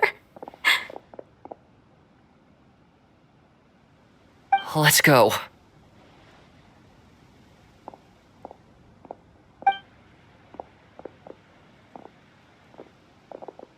Here, grab my arm, Linny. I'll help you walk back. Thank you.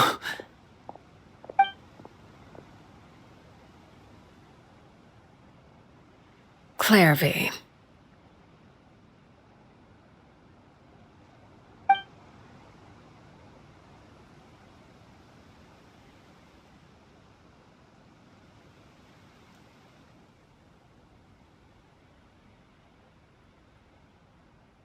Can we talk now? I've been waiting for a super long time. You really are Perry, aren't you? I haven't seen you in so long. How come you're all grown up? Wait, did I somehow travel to the future on accident? Or am I dreaming? What a long dream. Neither. You died, Clairvy. That's what happened. You could have at least sugarcoated it a little. Look, she's so speechless.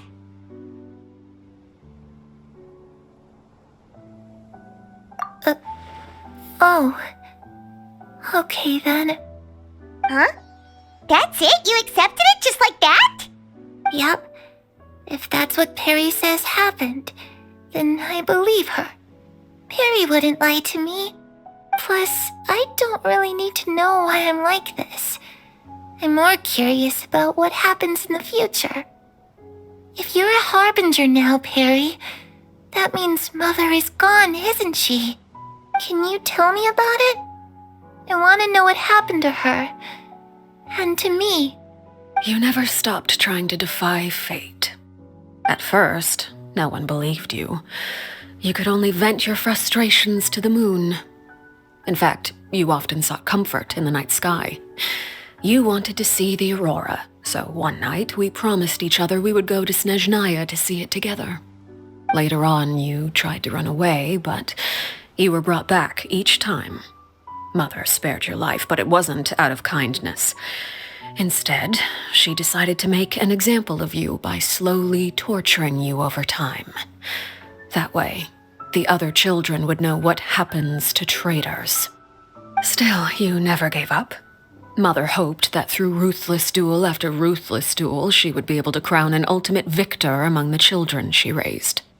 But you called on everyone to unite, to fight to a draw in order to reduce casualties.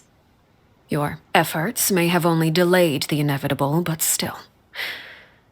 You gave them hope. You tried everything you could think of, but every attempt ended in failure. Still, you never turned your sword on Crucibina, and you never turned it on me.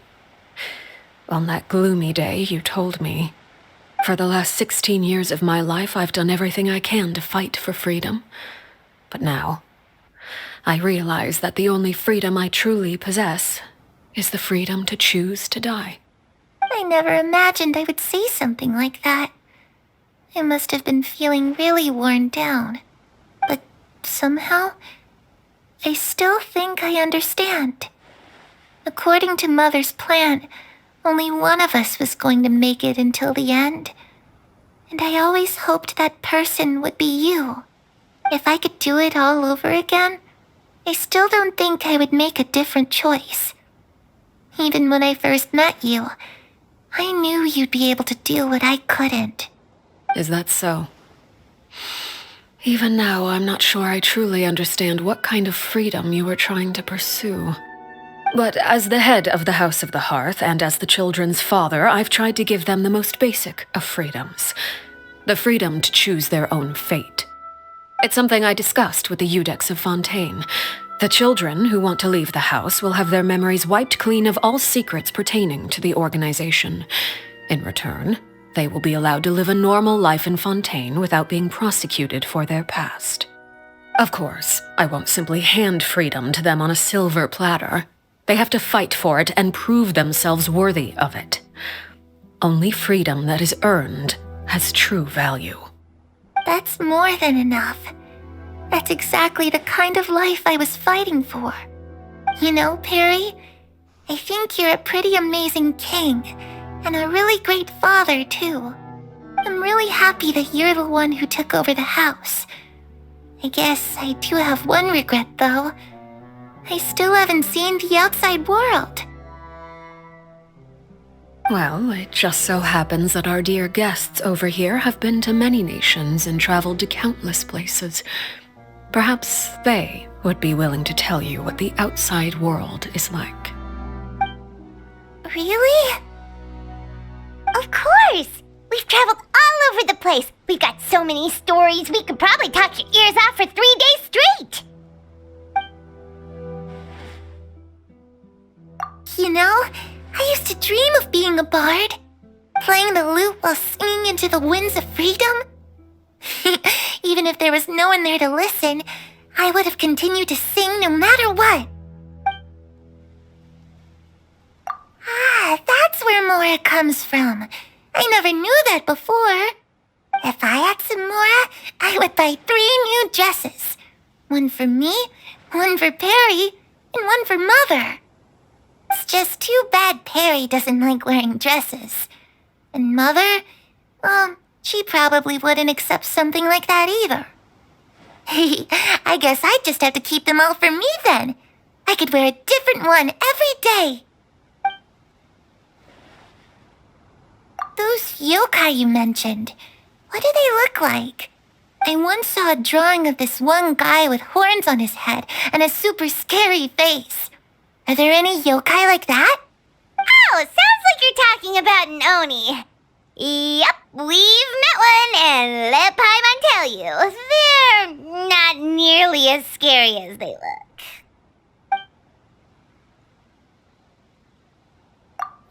always too afraid to skip Mother's fighting lessons. But at the academia, I bet you could do all sorts of secret things in class. Things that have nothing to do with studying. I'm just kidding. Being able to study whatever you want without having to fear for your life actually sounds pretty great.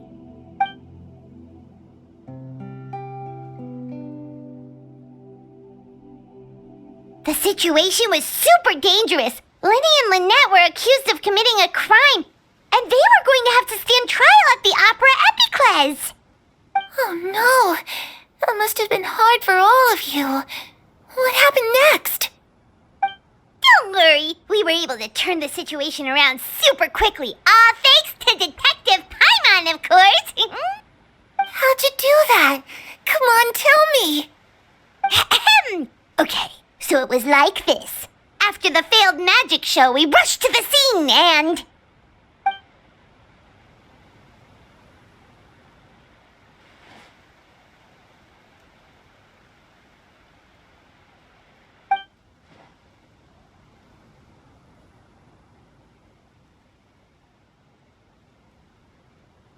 Shadows don't have the capacity to learn or grow. Any new information they encounter is quickly forgotten over time.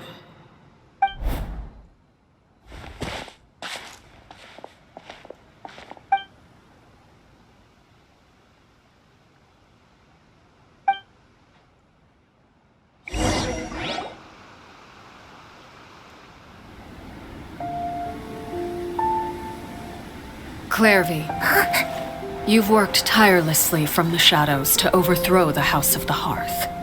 Now, by my authority as the Knave, I shall announce how this matter ends. You are hereby expelled from the House of the Hearth. You are no longer tied to this place, nor are you bound by its rules. You're saying that I can finally leave?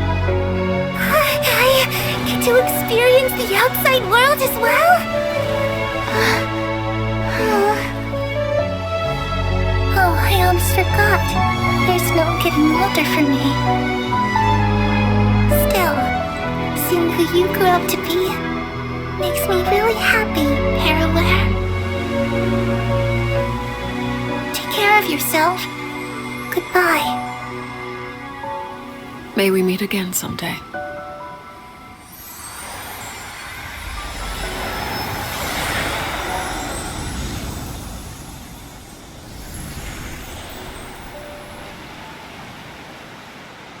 Clairvy. She left so soon. Paimon didn't even get to finish her story. I also have certain sentiments left unsaid. I wanted to tell her that the aurora I saw in Snezhnaya was just as beautiful as the ones in the pictures. But a shadow's memories reset at dawn. Had we delayed any longer, we wouldn't have had the time to say goodbye. Whatever regrets may linger, let them be lost to the coming of a new day. Father? It's Linny! Hey, Linny!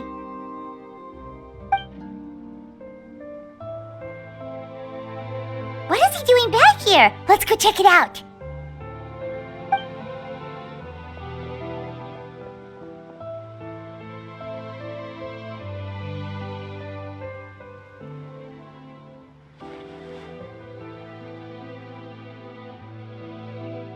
Father, the bottled flames have been administered. Filial and the others have left the house. And you? What have you decided? Thank you for giving us that choice, Father. But we never wanted to leave the house. It's the only home we've ever known. Lynette and Fremine feel the same way. They're recuperating back at the Hotel Bouffe Tété. But I decided to come back and tell you where we stood. I'm sure you're well aware of the expectations I have for you. I want you to follow in my footsteps and become the next king of the house. Yet you seem to have different ideas, I must admit. I'm rather surprised by your decision to stay. There's nothing wrong with choosing to live a quiet life.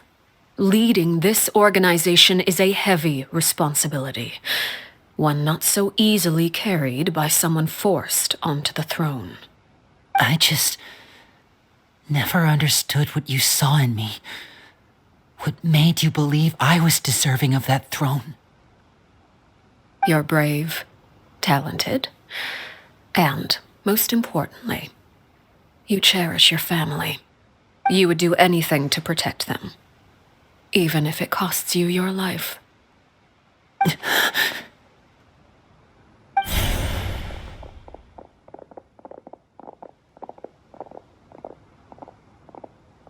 Speaking up back there was so brave of you, Linny. It's all thanks to you that we were able to convince Father to back down. You're a hero, Linny. Hero? Father is the real hero. Had Father gone all out during the duel, there's no way I would have walked away with my life. She must have had it all planned from the beginning, from the very moment she suggested a duel.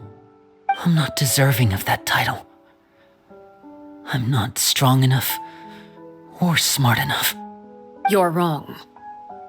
In my opinion, all you need to be deserving of the throne is conviction and the necessary strength to act on it. We may have different ideas of what it means to be a family, but you can hardly be said to lack conviction. What you truly lack is strength. For someone of your talent, though, that's something that will come with time. Even without that strength, you still chose to face me in a duel, even though the odds were stacked against you. That capacity to honor your convictions is what I truly see in you. Father.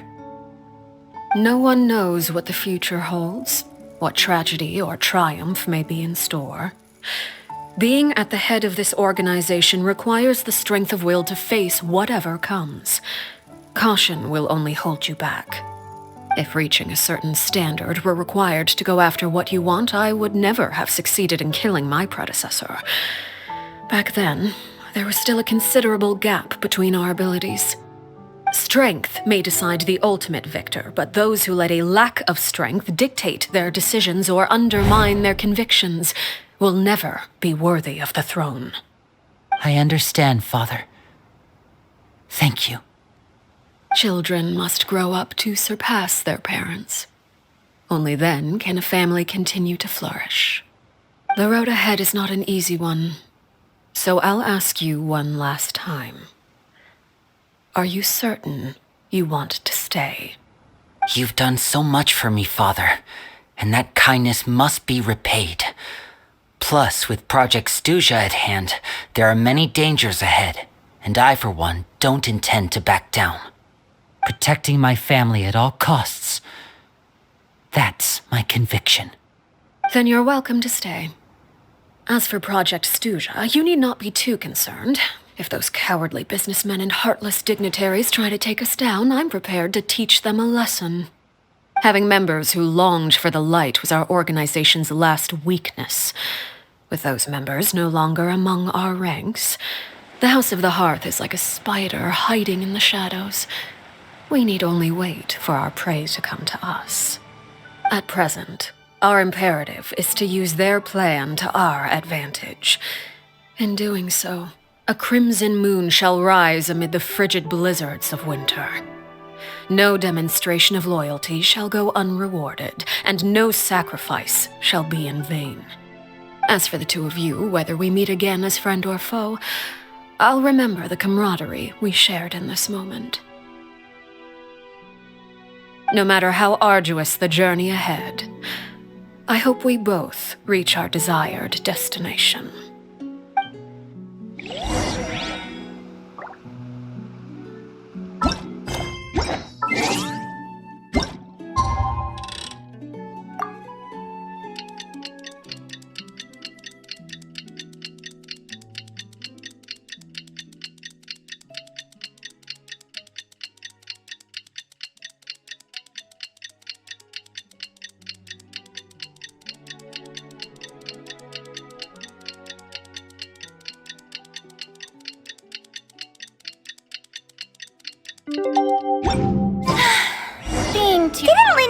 Lynette and Fremine were recovering at the Hotel Bouffe d'été? Oh, Paimon wonders how they're doing. Maybe we should go check on them.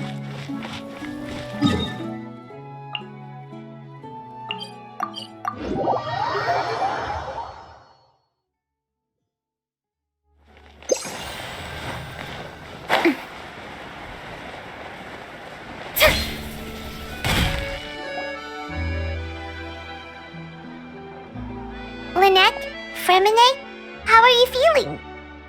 Much better. Whew, what a relief. What about you? Are you feeling alright? I knew you'd come out unscathed.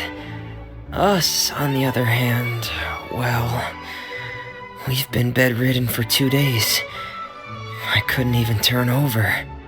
Oh, and I wanted to ask, is Clairvy gone? Linny and the other members have left Poisson and returned to the House of the Hearth. According to him, there haven't been any more sightings of a spirit roaming the house. I see. I'm glad. Father came to check up on us 2 days ago and told us about what happened with Crusabina and Clairvy. Actually, I've met Crusabina before. Wait, what? You've met the former knave? Crusabina died a year after Clairvy. It was during the year between their deaths that I joined the House of the Hearth.